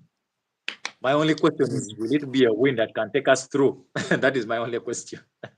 That is my only big question. Will it be a win that will take us through? You get? Because you can I go believe through Liverpool. penalties, extra time. A win is a No, win, man. we don't have a keeper that is good at penalties. We don't have a keeper that is good at penalties. Alisson Becker is all world when there's open play, but when it comes to penalties, I mean, you can't put him amongst the top tier player keepers in penalties. You get? So I would really think that if you're depending on penalties, that is already misfiring. That is already misfiring. So for me, I would say Liverpool. It's not because Galatasaray is so good, but it's because Liverpool is crap. They know how to turn out as crap. They know how to mess things up. They know how to just they know how to play just a stinking game. And you ask yourself, are these guys actually the current champions? So that is why I'm a bit skeptical. But I'll go with my I'll go with my heart and my brain, and I'll say 2-0 Liverpool. But how does Liverpool allow players like Torreira and Mario Lemina dominate their midfield? You see, 2026. I was among the first people who said that I think Galatasaray fluked us in the first time. But do you see how I was proven wrong? They beat us in the same way. It's just because this goal was a set piece. That's the only difference. Oh, the other goal was also a penalty, set piece, But it was the same way. Same way. Nothing was different. The same players dropped stinkers, It's like they just rewound time, Oh man, you guys. I just ate my words, man. I mean, it was not a fluke. They beat us hands down. Actually, the only advantage we have is that those guys are actually not so good to an extent that they couldn't even score more than one goal. That's how that was to their disadvantage, because that game should have been killed off.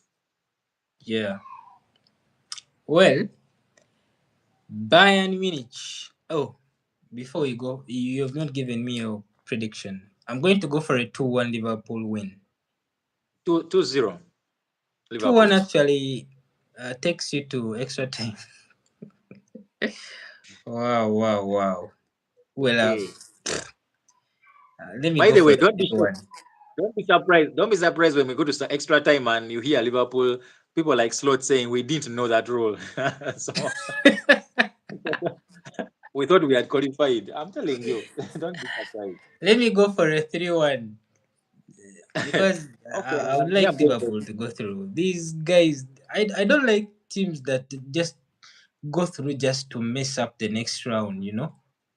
I mean, whoever they get in the next round is going to trounce them properly. Yeah, exactly. I would like to have a proper knockout game. So I'm It's going to going to go be for a PSG. Liverpool win. It's going to be PSG. And you see, one thing, Slot is so obsessed with Oh, PSG. when you go through, you're facing Paris Saint-Germain. Yeah. Jesus. Ah, yo.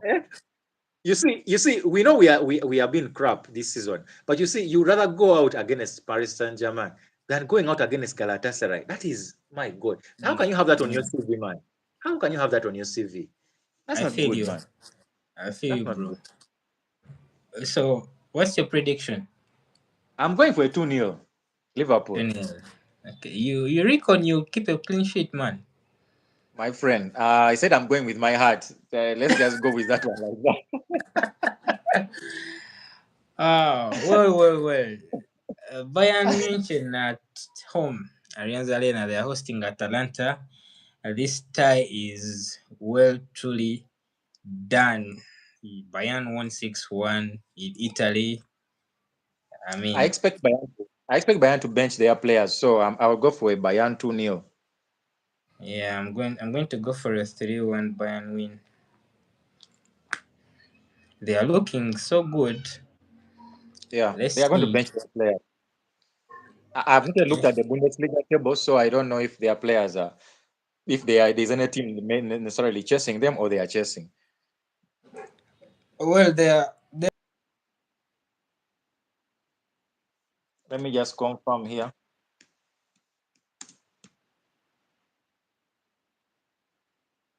Ah man, in the Bundesliga, 6 points is a lot. You guys, this is not 6 points, man. This is not six How points many? at all. This is 8 points, man.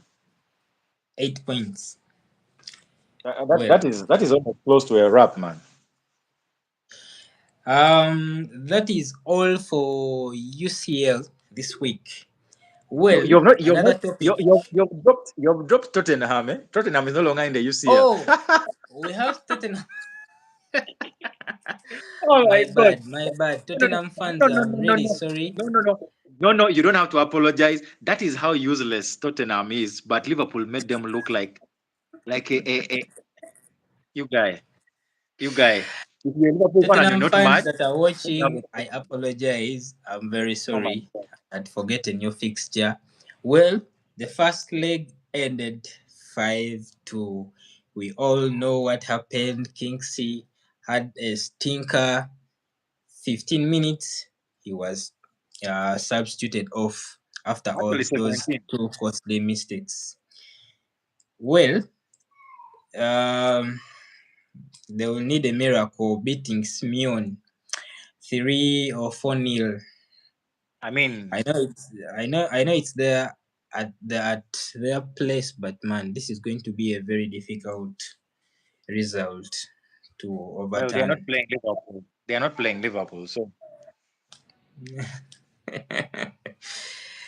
I'm going to go. Well, I expect Spurs to put up some sort of a fight. This could go for a. I'll go for a 1-1. I would actually, you see, I expect Spurs to put up a fight, true, but I also Mm, expect Atletico to know that this is wrapped, it's done. So I would not be surprised if Spurs wins 2-1, but I will go for a draw. I'll you go go for for a draw. a 1-1 draw. If probably if it ends 2-1, then the second goal will be scored in like last minutes probably, Mm, and it ends 2-1. Yeah, but I'll go for 1-1. okay. Um, that's all for UCL people that are watching. Thank you for tuning in, guys. You've really showed us love today.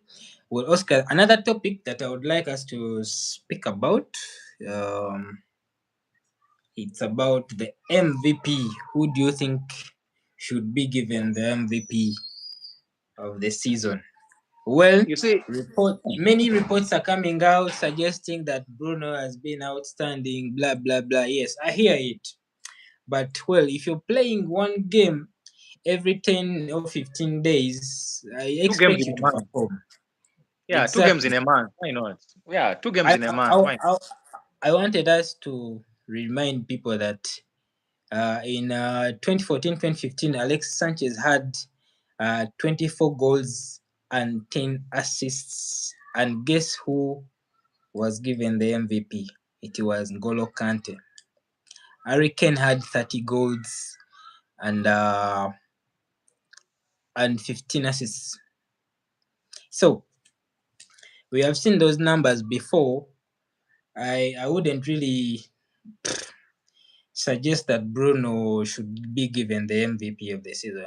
I've seen different players man perform better than him this season, not in terms of numbers, but performances. Declan Rice and Gabriel Man have performed far better. They are the reason What as why Arsenal is where it is. what numbers Bruno does Bruno is have that people make noise about him? he has 15 assists already this season. What? Is that something to He write home has about? sorry. Is that something to write home about? He's not the first one to get 15 assists. Well, because there is a possibility of him breaking the assist record. Which stands But at I what? mean, What does it 20, stand at? It 20. stands at 20. Yeah, Okay. Thierry got 20. Then Kevin De Bruyne came close also to breaking it. Actually, he tied it. He got 20. Then we all remember Ozil was the most likely to break it. By January, Ozil had 17 assists by January. And guess What what? happened? Olivier Giroud didn't score a goals from January till April.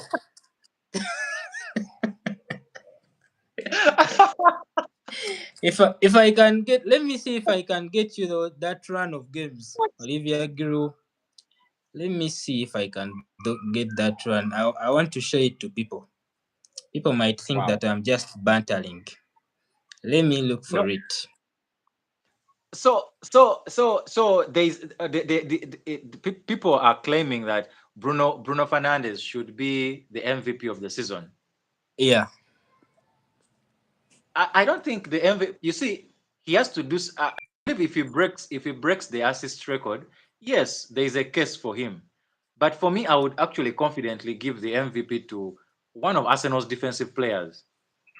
Yeah. I would either give it to their Gabriel.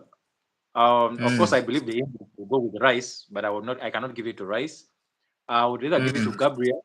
I would actually even give it to the keeper. Yeah. David Raya.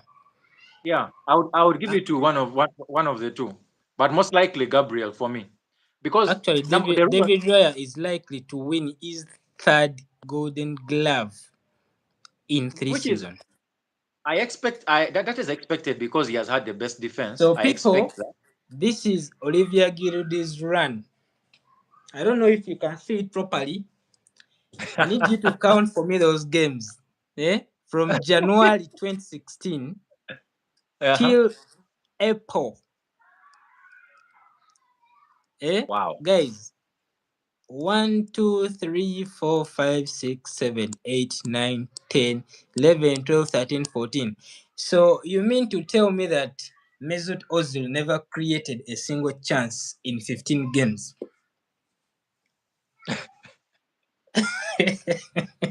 Wow. That's So crazy. this is what Ozil had to deal with at Arsenal. He could have easily got like 30 assists that season if he had a player And like Aubameyang. and and and I believe Arsenal was in the Champions League at that time, or Europa. Yeah, we were playing Champions League. So I don't want to give this as an excuse, but honestly, if you're playing 2 games every month, I mean, Mm. I expect you to perform, and I believe that Bruno has a case. If he breaks the record, he automatically has a case, because I believe for a player to be the MVP and the player has not won the Premier League, that player has to either be the top scorer and must have had like a really serious one, or now for the case of Bruno, if we are to go by football, traditional football, we judge Bruno by assists. So if he breaks the record, definitely he has a shout out for what? For MVP. I wouldn't actually push him out on that. You get? But I think people need to put into consideration what actually is going on. He's playing 2 games every month. You get? And the That we don't know what the context the is context very is important. important. Look at Gabriel. Gabriel, the goals that he's scoring, first of all, the goals that he's scoring and the leadership that he's creating. This guy is performing in games where Arsenal is actually at the brink of losing the game. You get? Yeah. Decisive games, if we are to put it that way, because there were seasons when Arsenal had issues in those decisive games. So he has marshaled a defense that usually, we can take out Saliba actually even in that Arsenal defense. Take out Saliba, you can take out many defenders, but Mm. just take out Gabriel alone and have every other defender fit. I don't think Yeah. Arsenal wins this Premier League. I don't think Arsenal wins this Premier League. So for me, that is the same way that this guy of when he came from Benfica, the guy of City, Diaz. The same way Diaz was really good for City when they won. I believe it is Mm. the same way Gabriel is right now for Arsenal. So if Arsenal wins the Premier League, guaranteed. The thing is, if Arsenal doesn't, which that's a very big if Arsenal doesn't win the Premier League, and then let's say City wins the Premier League, definitely the MVP will have to go to Bruno. I would actually understand if the MVP goes to Bruno. I would be very okay with that. But if they win the Premier League, no, there's no way that he should get that MVP before ahead of what. Let's look at context. This guy is playing they are playing in four what in four titles. Eh? Yeah. I think this Manu got out of Carabao some time back. I think FA also the same thing. I think for this entire year they have been playing 2 games every month. So come on. Yeah. Of course, it's getting enough rest. They are getting enough training. Everything is okay. So why not? But these guys, they are grinding every week or every 3 or 4 days. They are playing a game. So why not? I mean, it has to go to Arsenal. That one Yeah. we shouldn't hate. We shouldn't hate. And I say this as I, a Liverpool fan. honestly, I have nothing against Bruno or United, but man, the context is there to see. You know, first of all, I've seen this type of a brilliant season from a player. As I've said, Ozil was close to breaking that record if it hadn't been for this fraud in the background. Bruno Fernandes actually tied the record, and actually Bruno Fernandes he first made 19, then later on he tied to 20. Thierry Henry already holds the record, so people have done this before. It's not that it's something so unique. And secondly, if your team got knocked out by Grimsby, whatever that team is in Carabao, then FA Cup, you're not playing FA Cup. You're not playing in Europa League or Conference League. You're only playing in the league.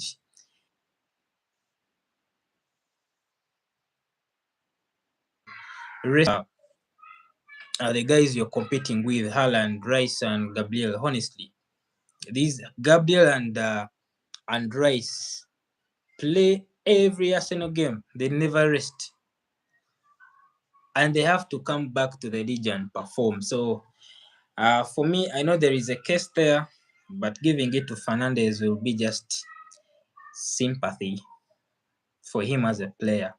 Honestly, he's brilliant. Honestly, you can't take it away from him, Yeah, but he doesn't deserve it. He doesn't. not this year. Not this year. Not this year. Honestly, I mean, it is a topic that is subjective. United fans will be biased. They would love their player to win it. I mean, that Yeah, is the we only thing they are going to celebrate this season. Let that sink in. If Bruno happens it's to win the play expected. of this the season. Yes. But yeah, uh, I see. Yeah, fans can never take like criticism in a good way. This guy has said, "I can only say you are the saddest person ever. Give him his flower." I've given him his flowers. I've said he's good. Is it Ikechuku? No, this must be our brother from Nigeria. Yes. I mean, it's understandable, but maybe he can give us a context. Maybe he can give us the because all we are saying is that Bruno Fernandes is brilliant. The guy has Yes. actually done it. He has done 20. He reached 20 before, which is very good. But he didn't just do it once. He reached 19 again, and right now he's almost going to break it. Now, for me, my only thing about not giving him the MVP, I'm not saying he's not a brilliant player. That guy is brilliant. My only thing is that consider the context. You get consider the context because for me, I put Bruno in the same category with people like Ozil, people like De Bruyne. We can maybe debate who is better than who, but that is the category that is in. He is that brilliant. You get he is that brilliant. So now that we have taken it out that the fact that is brilliant. Now we are saying this year the MVP. This year the MVP. If he's playing like this whole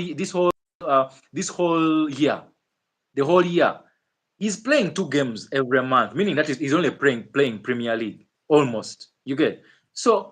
Are you comparing him to someone who is playing every 4 days, every 1 week, things like that. And the person is also performing.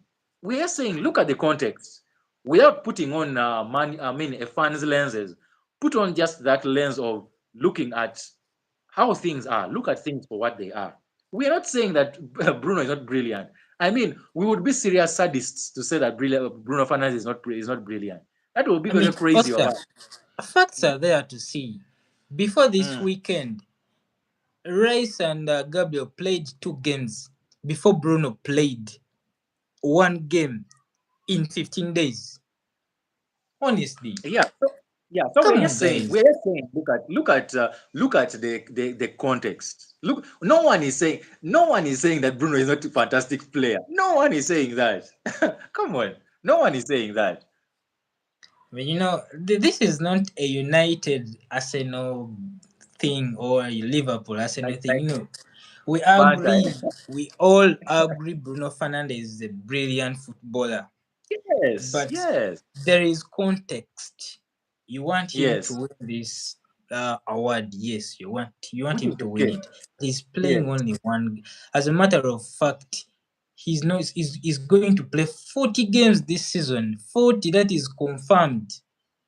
Compared to the other guys, they are They are playing. competing in four trophies. Four Yes. Yeah. trophies. Yes. Come on, man. I know Ikechuku. I know you're a big fan of Bruno Fernandes and United, but man, let's just be honest. Honest.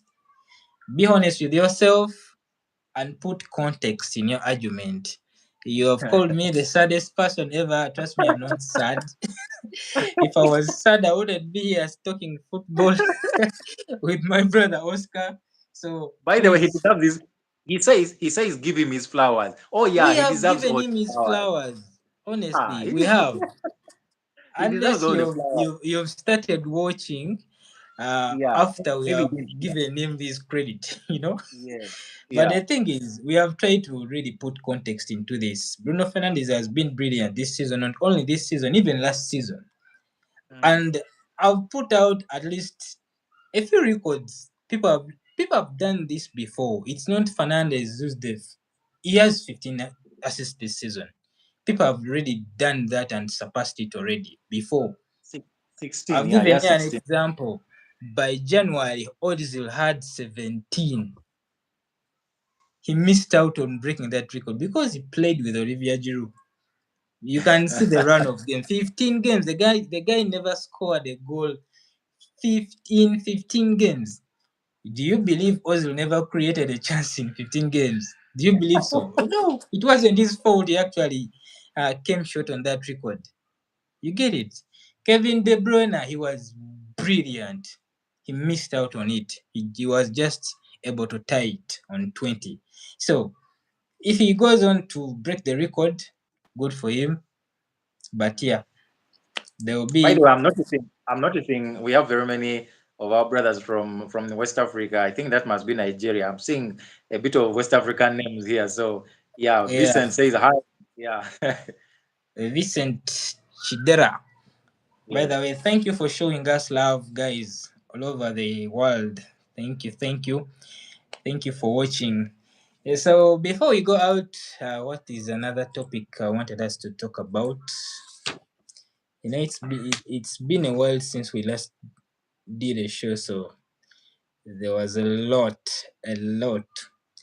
to speak about. Let's talk about Tottenham.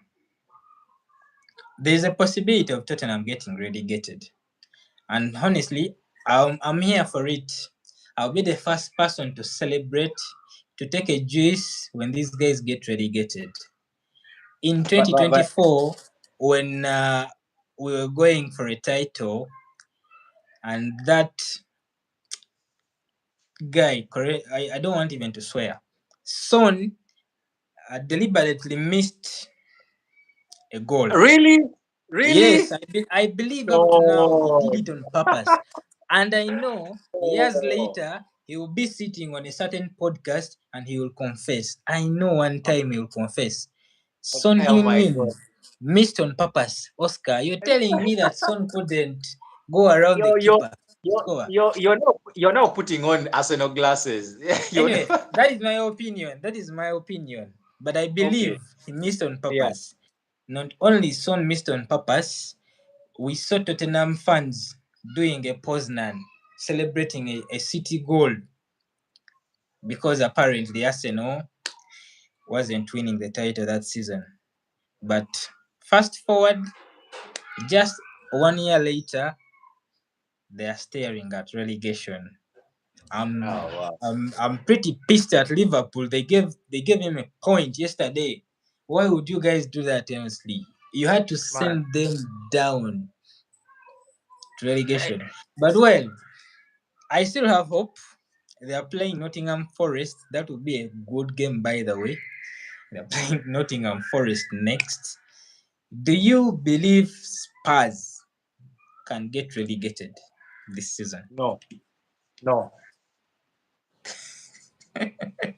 I I'm saying I'm standing on my 10 toes to say no.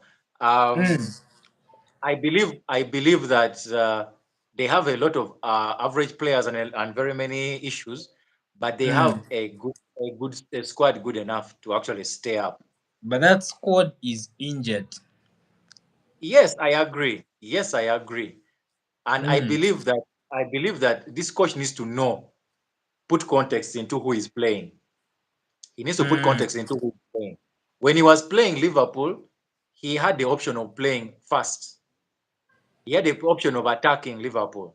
When you're playing a team like Nottingham Forest, if you choose to play them on the attack, those guys are very good at playing you on the counter. So you have to put mm. that into context. If the coach can just try to, this is supposed to be a do or die for him. Marshal up the Yeah. troops. Marshal up the troops. I believe they have players good enough to actually be able to do it, to stay up. I believe they will end up probably 17th or 16th around there, but I don't think that they will be relegated. If they are relegated, it will be a shocker for me.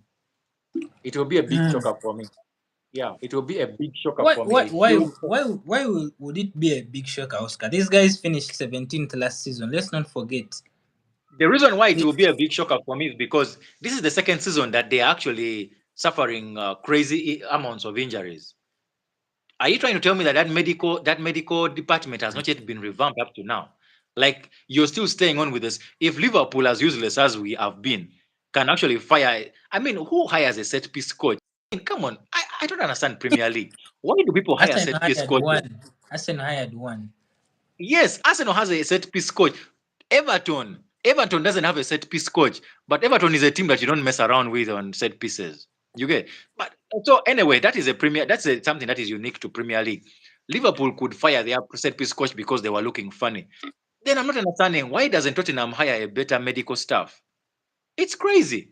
This is the second season that almost the entire first team is down with injuries. Mm. That's crazy, man. They need to work on. They need to really work on that medical department. But that And aside, they're the all pending long the term injuries, actually. exactly long-term injuries. So I think they need to work. The right now, what is on ground is can they be relegated? I don't think they will be relegated. I Man, highly doubt. how it I will know be for you, you fun. want. I know for you, you have a vendetta. You have a grudge to grind with them. But when looking at it logically, I don't think they are going to be relegated. The only problem I see is if the teams they are playing are all those Mm. teams that are below them. I don't know. Let me just if we can confirm uh, their next fixtures. If we can confirm their next fixtures in Premier League, then we Mm. can know. Yeah, let me just confirm it here. Fixtures in EPL. Let me just confirm it here. Their next fixtures in it, they have Nottingham Forest, they have Sunderland, they have Brighton, they have Aston Villa, they have Wolves. Okay, so those are two relegation teams. We have Wolves and we have Nottingham Forest. Then we have sorry. Let me see. Let me just see. Just be patient. Let me just look here. Just be patient. Uh, okay, so we have it here. We have Leeds, we have Everton, we have Chelsea, we have Aston Villa. Okay. Allow me take back my my former what I said previously. I'm sorry, but chances of Spurs being relegated is Mm. we're looking at it in terms out of 100. It is 60 out of 40. Yeah, There is a high chance they can be I like the relegated. sound of that. Like I said, where you have a grudge with those guys, but me, I'm looking at it objectively because I don't see Spurs beating Wolves at home. Mm. I don't see Spurs beating Sunderland. I Mm. see this Tottenham Nottingham Forest. It can be a 1-1 maybe, maybe it will be a draw. I don't see Tottenham beating Aston Villa. I don't think they can beat. They are going to beat Chelsea. So Mm. all this, the only caveat that I'm putting on this is that the teams that are below them, is there one or two of them that are winning their games? And what is the distance between the two? You know, What's the distance between them? the last two don't matter, Burnley and Wolves. But then West Ham, Nottingham, those are the two teams that they have to look at How their close are fixtures. how close are the two teams to them in terms of points? I mean, they're just 1 point ahead. You gave them a point yesterday. I think they have now 30 points. They could have been tied with just Stop with rubbing only it in goal like difference separating them. stop rubbing Yes, it in it like is criminal. It is criminal that Liverpool that. yesterday I gave know, but the way you're Spurs a rubbing point. it, okay, okay, let me see. Oh yeah, They're just oh one yeah. point ahead. Bro, these guys, the best they can do is maybe if one of either Nottingham or West Ham. Oh my God, there's a chance that they can be relegated. The chance There's is a chance. there, and you had to affirm it yesterday. You man, Liverpool. No, no, no, no, no, no. Yes, You're and not serious. that is why I'm standing on 10 toes and on ten fingers to say Slot has to go by the end of Yeah, this season. He has to go. that was a sackable That is result. a sackable offense. Very sackable. But do Very you sackable know offense. you handed them their second point this year? They haven't won a game this year, so they have only collected 2 points this year from Look at City all look, and Liverpool. this is Surprise, serious shame. surprise. We need to hang our heads in shame as Liverpool fans. It's sad. It is sad. Everyone has been beating Tottenham. Everyone. I think Oh, and you only scored Liverpool one goal. One Liverpool goal. These guys have been I think shipping in goals like nothing, man. Liverpool said, you know what? We are not everyone. For us we shall never walk alone. It's crazy, man. They they before they played Liverpool. They had conceded 8 goals in two It was games. it's criminal. It's criminal. But then again, what can we say? We shall, Yo, yeah, we cannot do anything. We cannot say anything. well, It's sad. away from Tottenham, going back to Liverpool. A few months ago, I was one of the guys that jumped on the Ekitike hype, man. Eh? But that hype has Mm. died out. What is happening?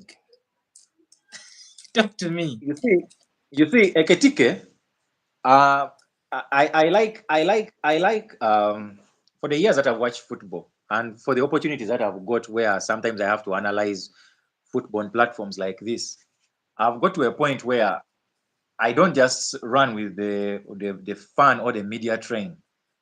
Ekitike is a very good player. Ekitike is a very good player. But I look at Ekitike as these kind of players that they will give you goals, they will be of impact, but they are not players that you can look at as players that you can rely on and say that this is our striker to win us what? Win us a title, win us a league, for example, EPL. Mm, I think Ekitike, you can say he has been fatigued, you can say all that, but Ekitike needs Isak big time, maybe for rest or for even like the burden of goals going off him, because there is nowhere in any atmosphere or in a stratosphere where anyone will wake up and say that Isak and Ekitike are playing on the same pitch, and then you start telling me that we are relying on Ekitike for goals. No, it will always be Isak. Ekitike might actually score more goals, maybe like he has scored this season, but at the end of the day, even though Isak comes back right now, we're going to turn at and look at Isak and be like, Sebo, yes, we need the goals. You're the one how we are would going to you rely on. how would you play them in a 4-4-2 or in a 4-3-3 with Ekitike I on the believe wing? that, I believe both systems can work, but it just depends on who the opponent is. I believe it just depends on who the opponent is. I wouldn't want Liverpool to go into the next season and have Ekitike as their 4-3-3 or especially 4-3-3 and say that that is actually our winger. I would like him to just be an option. Like you see the way Jota was a Liverpool option, but we all knew he Mm, was a striker. That is mm, exactly what I would want Liverpool to go with next season. Get a proven, get two proven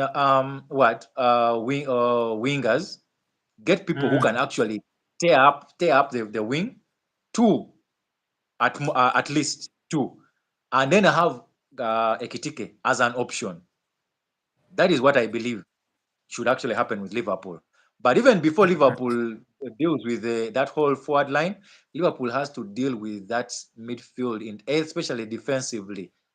Oh Lord, that midfield sucks. Sorry for the Yo, language, but Timo, my that, guy. Big up, man. Thank you for watching.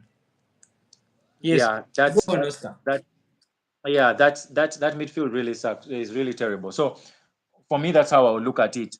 They should not go into the next what with him as an option for the wing, like he's the number one option. No, I believe that he should be the striker or one of the strikers, but then also an option for the wing, the same way as Isak is, because Isak can also play on the wing. Isak Will can also go Isak play, through. play again this season? No, no, no, and I hope he doesn't. I hope he doesn't. I hope he has all the time to Mm, rest, to get better. If he needs to bulk and put on a bit of weight, do that, because he has everything it takes. I've seen the goals that he scored this season for Liverpool. Typical number 9 goals. Typical. mm. So for me, in terms of scoring goals, it's just in the head. Provide for him the chances, I believe he will score. I believe he will score. And I believe that that whole saga from the beginning of the season of him not training, having play time and all that, it had a lot to do with how he turned out at Liverpool. I believe that Isak would have probably maybe not saved Liverpool that much from how rotten Liverpool is right now. But I believe that he would have actually, we would have had glimpses of how awesome or how great he is. If actually he had, let's say he had been playing and training like the same way Eze was, and then as he's playing and training, he's bought. You get? If that was the Isaac Mm. that we had bought, if that was the Isaac that we had bought, guaranteed we would have seen goals. Guaranteed. I believe we would have seen goals. So Well, yeah, I believe that he should not play this season. Let him start next season. yeah. Away from the strikers, speaking on Liverpool players still, um, I believe next season you'll be looking forward to at least sell a few of those starters.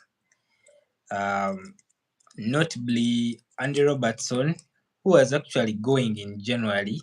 Tottenham was heavily linked, and I feel he just decided to stay.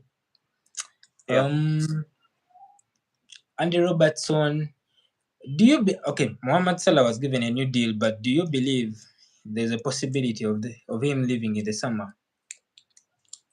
For the right price, yes. But yeah, you had a chance actually to sell him on the right price. But considering the way he has performed this season, When was are you? that? Last season? Last season. Yeah, last season. Oh, I mean the Liverpool fans would have skinned that management alive.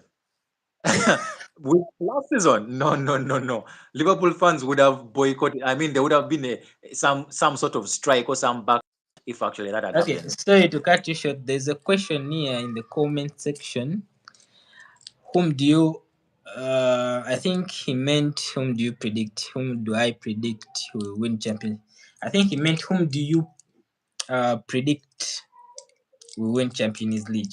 Oscar. Right now, I think the next stage is where I can confidently name one team. At this stage, Mm, I cannot. It is hard for me to have one team. So I will only give three teams. But then mm, I'll mention one team that I have a strong case for. So the three teams that I think will win, I would say PSG. I would mm, say Madrid. mm, Um, I would say Arsenal. Now for mm. Arsenal, because of their history, it's you sort of shake your head and you're like, maybe not, maybe yeah. So for me, of that on that list, Arsenal will be my last. And also Arsenal, the reason I would give Arsenal that is because Arsenal has a highway to the final. Yeah, yeah, true. So that's one of the reasons why I would also give it to Arsenal.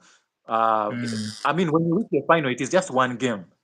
Just have the right mindset, go score mm, a header, a set piece, and all that. Defend for your lives the rest of the game. Arsenal wins it. I mean, that's a script that wouldn't surprise me. So yeah, for mm. me on that list, I would say Arsenal is the last. Then I would say second would be Barcelona. Right now, I would actually say Barcelona. Barcelona first. I would say Barcelona Yo, first, PSG. really? Barcelona. I don't have Barcelona in my top three, honestly. I don't The reason like the way they defend. Yes, yes, yes, and I believe that they are going to win. If they are to win, they will win the Champions League by outscoring team. That's the only way they are winning it. Well, for me, my pick, surprisingly, you never talked about them. Bayern Munich. They are looking Yes, good. yes. I actually remembered. I saw your background, and I was like, "Oh Lord, why did I? How did I forget this guy?" So, I should have had Bayern there ahead of Arsenal. But there's no way I'm Mm, having them ahead of Arsenal, considering that Arsenal has a highway. That's my only one. So that means that I need to take off either Bayern or mm. PSG. And I wouldn't mind taking any of them off for what? For Bayern. I wouldn't mind. So, Kapasa Wilson, I believe we have responded to your question. Whom do you predict will win the Champions League this season? Oscar has gone for either Barcelona, PSG, or Arsenal in that order. And I have gone for Bayern Munich. I don't like the way Madrid has been playing this season. I know they were brilliant against Manchester City, but that was Mm, just one game against yeah, a shaky City a side. poor So team. I Yeah, wouldn't fancy Madrid. Okay, you can never rule out Madrid because yeah, they you have know the their history with UCL. But yeah. for me, Bayern Munich are looking good. They're looking good. They're the team to beat this season.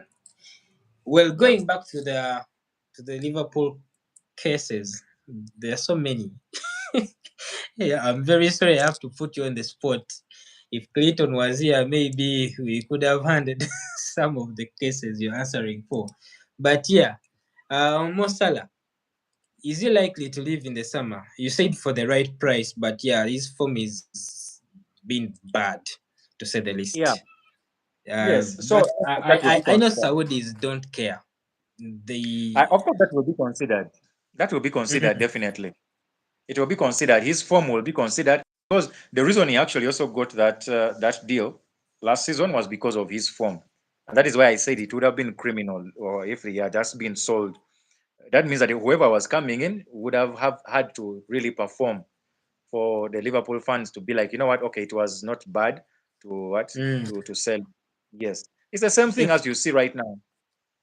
if any of the Saudi clubs come in with a 70M, would it sound fair? Yeah, it will sound fair because there's no one giving you 70 M for him. 70 M. There's no one giving you 70 M right now. He has to. I know the Saudis adore him, man. No, yeah, that's what I'm saying. I'm saying that besides the Saudis, there's no one else who can give you 70 M for Salah right Yeah, now. that is true. That is true. So Well, so that means Konati. you take the money and go dump Mm. it on Bayern, which I think that it will take Ah, crazy money to actually take that guy away from. You see, the funny thing that listen, I hear about people talking about Olise and linking him to Liverpool. I sometimes think, do these social media people or pundits actually think that people are there to bow down to the Premier League? Because people talk about it it's wishful like as if, thinking. You know I something mean, called wishful thinking. As a fan, you dream. I also dream of signing Kylian Mbappe at Arsenal, but is it realistic? No. yeah, that is as good as saying Mbappe is coming to Arsenal. So there's no way I think Liverpool can get that guy. What I think is that they can invest it in someone who is somewhere close. Either, Mm. actually, this right from last season, this was my view.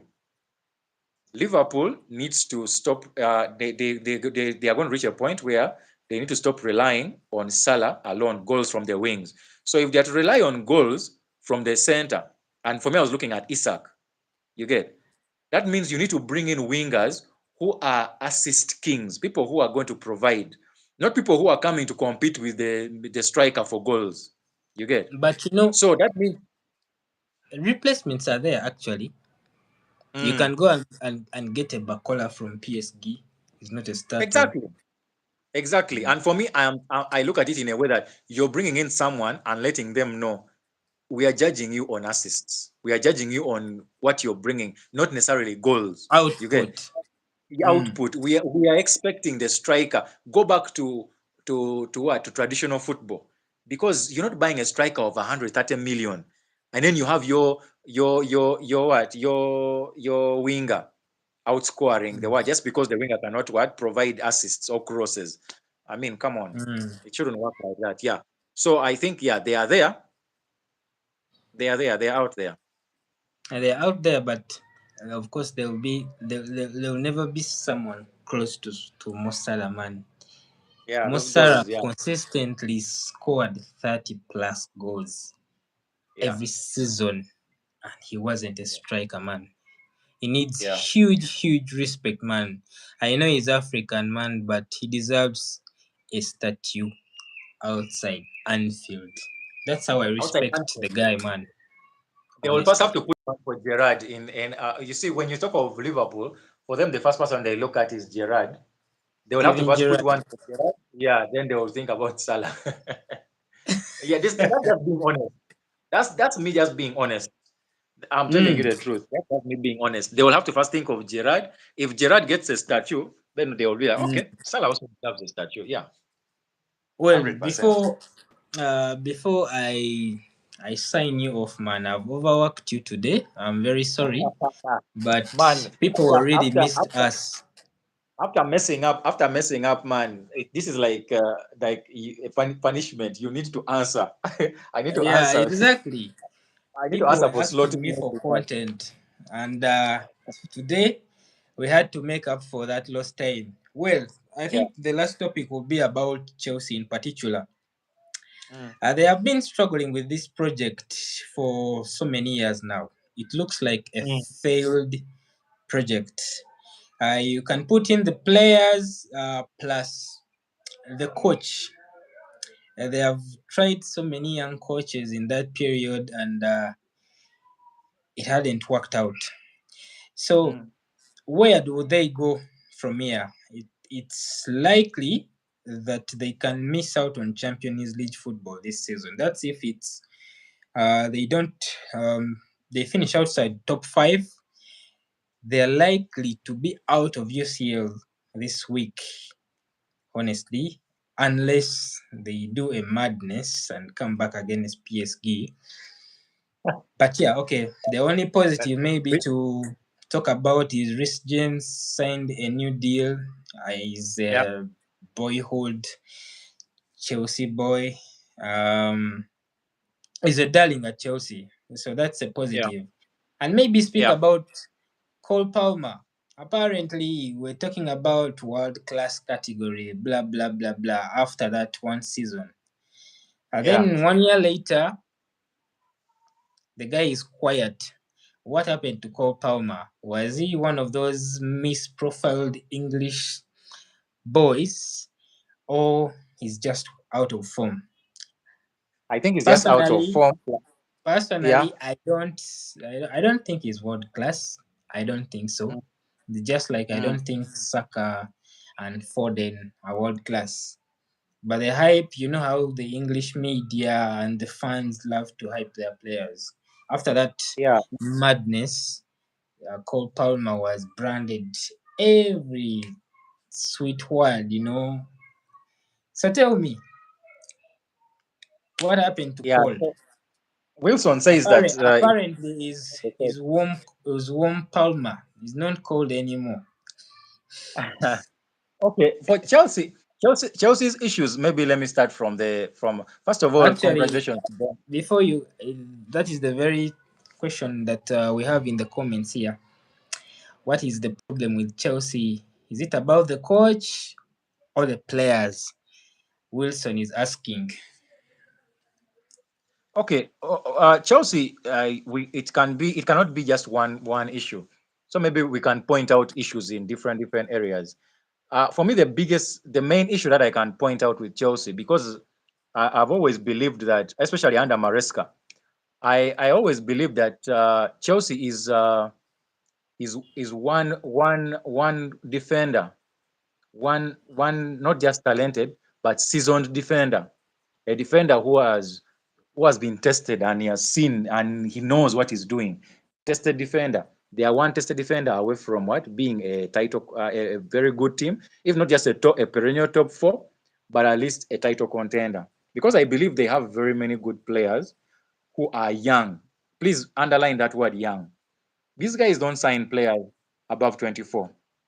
Mm, That clearly tells me. And you see, also I've just actually just thought about it right now. Uh, that's one of the things that I think that is a big issue with them.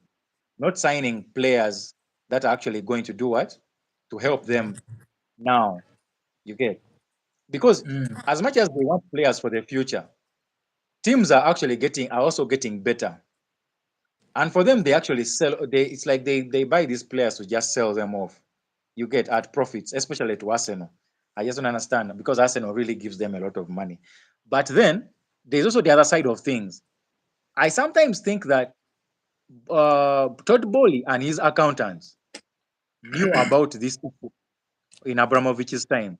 So they decided to buy these players early, you get, and let these players slowly by slowly what? When the suspension comes, they'll be able to do what? To still continue and let the players grow. You get? That is what I'm actually looking into it in that way. Because they came out voluntarily. You get? I think mm. by the time they come out voluntarily, this is $1 billion business. They had to be prepared. It didn't just land on them. I believe they actually prepared, which is actually Mm, what a prudent thing of them. Management, I think, is an issue because management is actually not putting the team in a position to what to perform.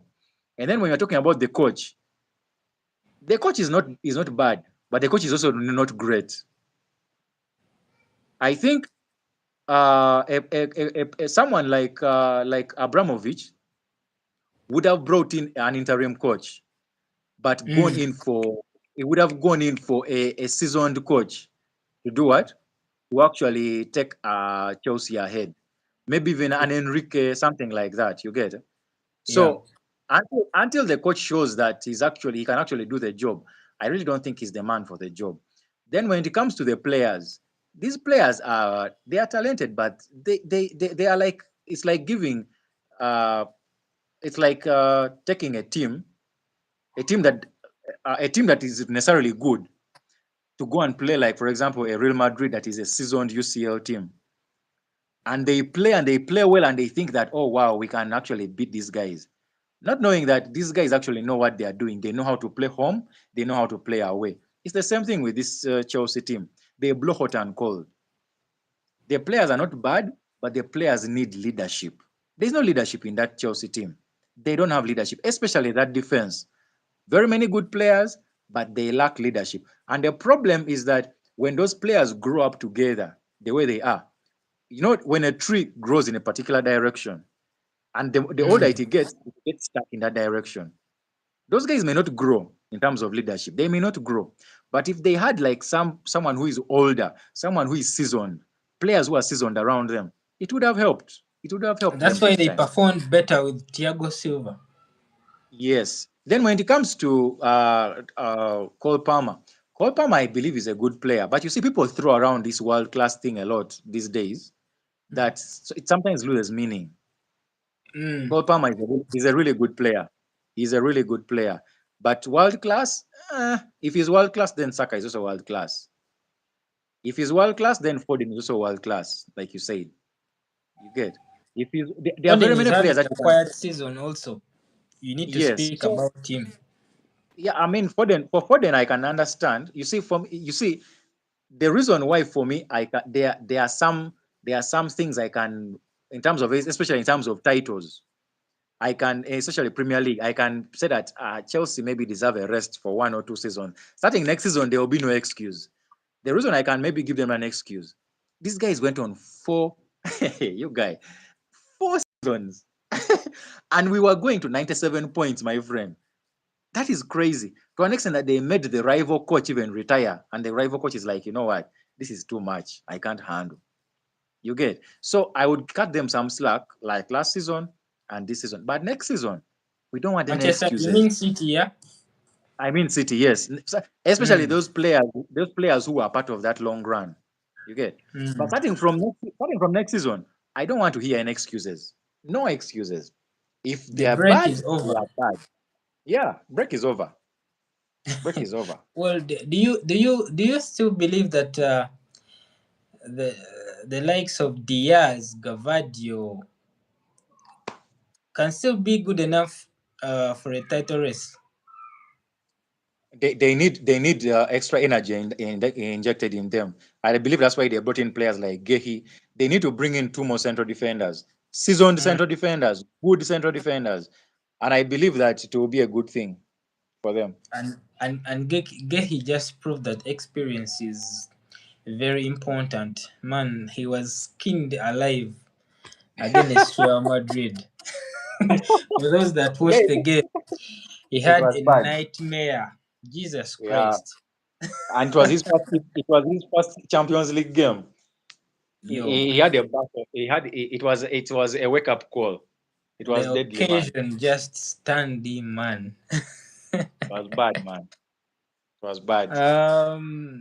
Sechanzi Joshua is saying, I think Chelsea can overcome because they have quality players and it's the same team which defended PSG Club World Cup, but it will depend on managers' choices. Well, this is what Oscar was saying, that you can have that one-off game and it makes you think that the players are actually good.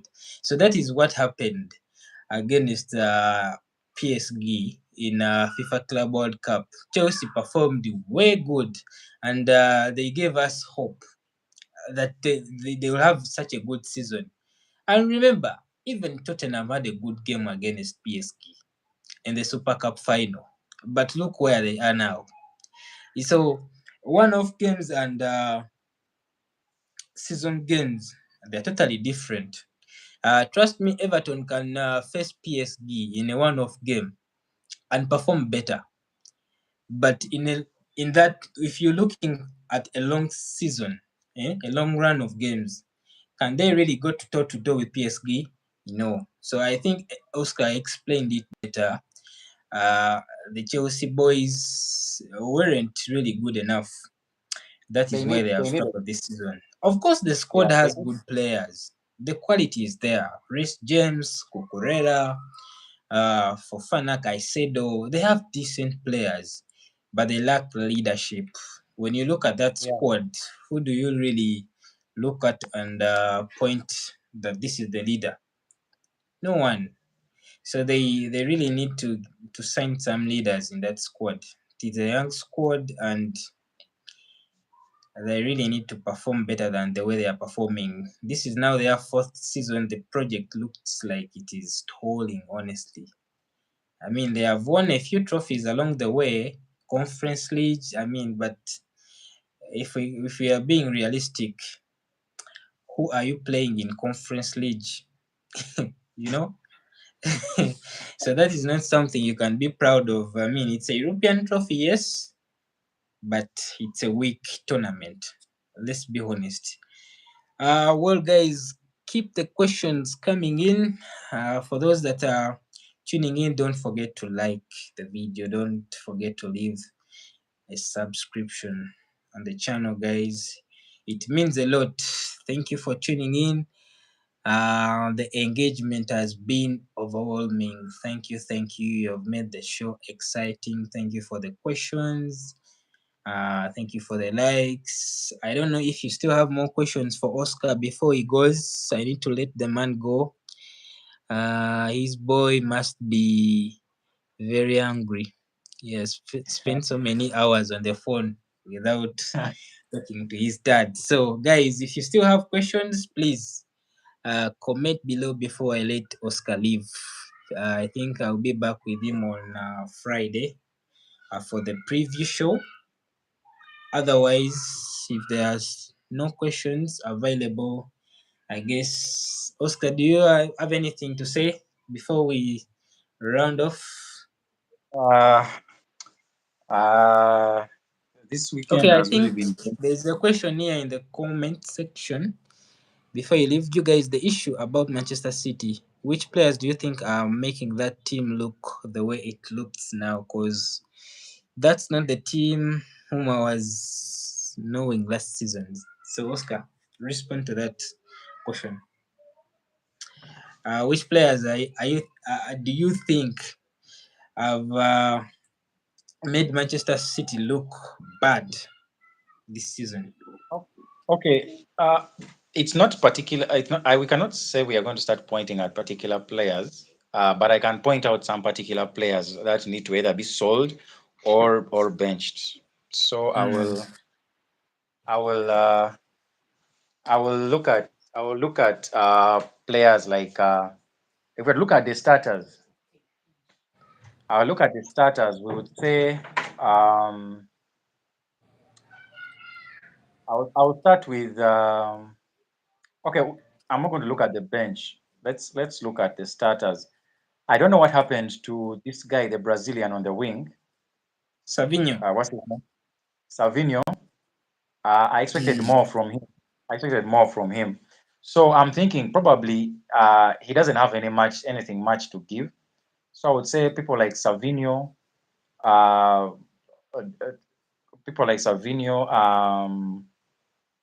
in the middle. Uh, they need to decide between Rodri and Gonzalez. One of them needs. I believe it will be Nico, especially They Mm. believe both of them need to play, but they need to have someone else there to help them. Because I They think say that they surprisingly they signed Reinders, and I was hoping he was going to play a huge part in their season, but man, he's been this is benched what I, almost the, most the of the reason the games. reason I'm saying so. The reason I'm saying so is because Chelsea needs a player. I mean, City needs a player who, because the Rodri who could help you play 4-1-4-1 is not the Rodri right now. So meaning No. that now the Rodri right now needs help. So it means you're going to play 4-2-3-1. And if you're playing a weaker team, it will be probably 4-3-3. So that Yeah. means that you need a second midfielder who is there to help close the gaps. So that means you either let go of Nico or you put him on the bench as an option for Rodri, but then bring in a ready starter. So that means Reinders, you're deciding, is that player going to be Reinders? Is he going to up his game? If he's not going to up his game, then he needs to be sold. Mm. Because I think they need to release Chucky and let Chucky roam. They need that De Bruyne kind of player. They need that player who is going to thread the ball through. They need that player. Bernardo Silva is getting old. You get. He's So old. they He's not getting old. He's old already. yes, he's old. So the people like Foden, they need to up their game. You get. Yeah. So if I'm to blame players, the new ones that have come in, I would say Reinders is one of them. Mm. Nico Gonzalez, we just had the thought of thinking that maybe he can be the next Rodri, but he's not Rodri. So Rodri Mm. is already doing badly. So that means that they need to do what? They need to give him another option to help him in the 4-2 thing. And then Mm. people like Vardiol, I think people those are the kind of people. Actually, besides Vardiol, before you sell Vardiol, you need to sell Aid Nouri. Because I don't Really? think Aid Nouri. After Yes, just I don't one think season? Yes, the reason I'm saying so is because Aït-Nouri is not good at defending. And the Man City that actually was dominant in that treble season, that Man City was marshaled by central defenders that could actually move forward. So I'm John thinking Stones Vardiol is and still Diaz. yeah, so I'm thinking Vardiol is still young and he can still do something. So I'm thinking Aït-Nouri, those are the kind of people that should be on the wire. Those are the kind of people that I'm blaming for So City's he's current saying, what performance. about Semenyo and O'Reilly? I think he's asking your thoughts on them. If it is my thoughts, those guys are actually very okay. I think they're Mm. actually for the future. They're actually the future of City. But I Mm. believe that City, even when City was struggling in the previous seasons, when City would maybe be struggling in, let's say, for example, Champions League, they always had that base that was always protecting the midfield, protecting the defenders, of which that Yeah. base was actually one man called Rodri. But the Rodri of right now needs help. So that means that it's either Reinders ups his game and he can actually be able to defend and protect also the midfield, Mm. the defenders, or at least buy someone else who is going to help. Because you're not going to tell me that Rodri only defends. Rodri defends, but he also moves forward. So for you, if your job is also to move forward, who is helping the back? So Mm. for me, I think if they can sort out that midfield, it is going to take a lot of stress away from the what? From the defenders. Because the defenders, I believe I am very confident that City actually bought players very well, especially in this January window. They bought Mm. players well. They just need to add Mm. on the players. The players that they brought in January, just because they brought them in cheaply. But Eight Nuri, no. For me, I didn't really support that purchase. I Signing. really didn't think it was a good one. I didn't think it was a good one. Maybe he was being bought for the bench, but if he was being bought as a starter, City Mm. has shown us that they cannot succeed locally and internationally with wingers. They Yeah. need those central defenders on the wings. Mm. Yeah. Well, Wilson, I hope Oscar has replied to your question so well. Do you have another question before he goes? Do it quickly if at all you have that question. I would like to thank everyone that has stuck with us all the way from where we started. Your engagement means a lot for the channel. Let me see if I have other questions for you. Um, Rachel Gava, it's been a while. Greetings to Oscar. Hello. I think there are no questions. So, Wilson, thank you for the questions. You make the discussion interesting. Thank you, everyone that keeps on supporting the channel, guys.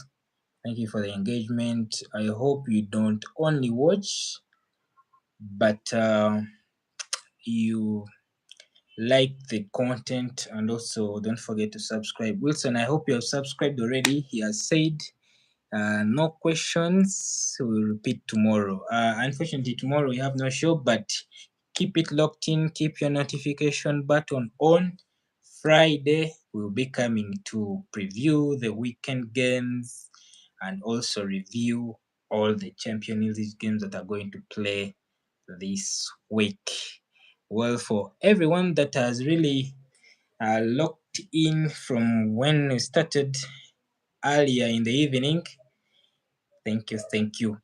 Oscar, any last words before you depart? Thank you, everyone. Have a blessed evening, afternoon, or morning, wherever you are. Yeah. Well, thank you, everyone. That's all I can say. Wilson is thanking us. Yeah, we are welcome. You are welcome. Thank you, Wilson. The show has been so good. It's been long. We had to make it up for you guys. Yeah, I think it has been like 2 weeks without shooting any content. We get busy here and there, but whenever we get time, we try hard to come and at least give you content.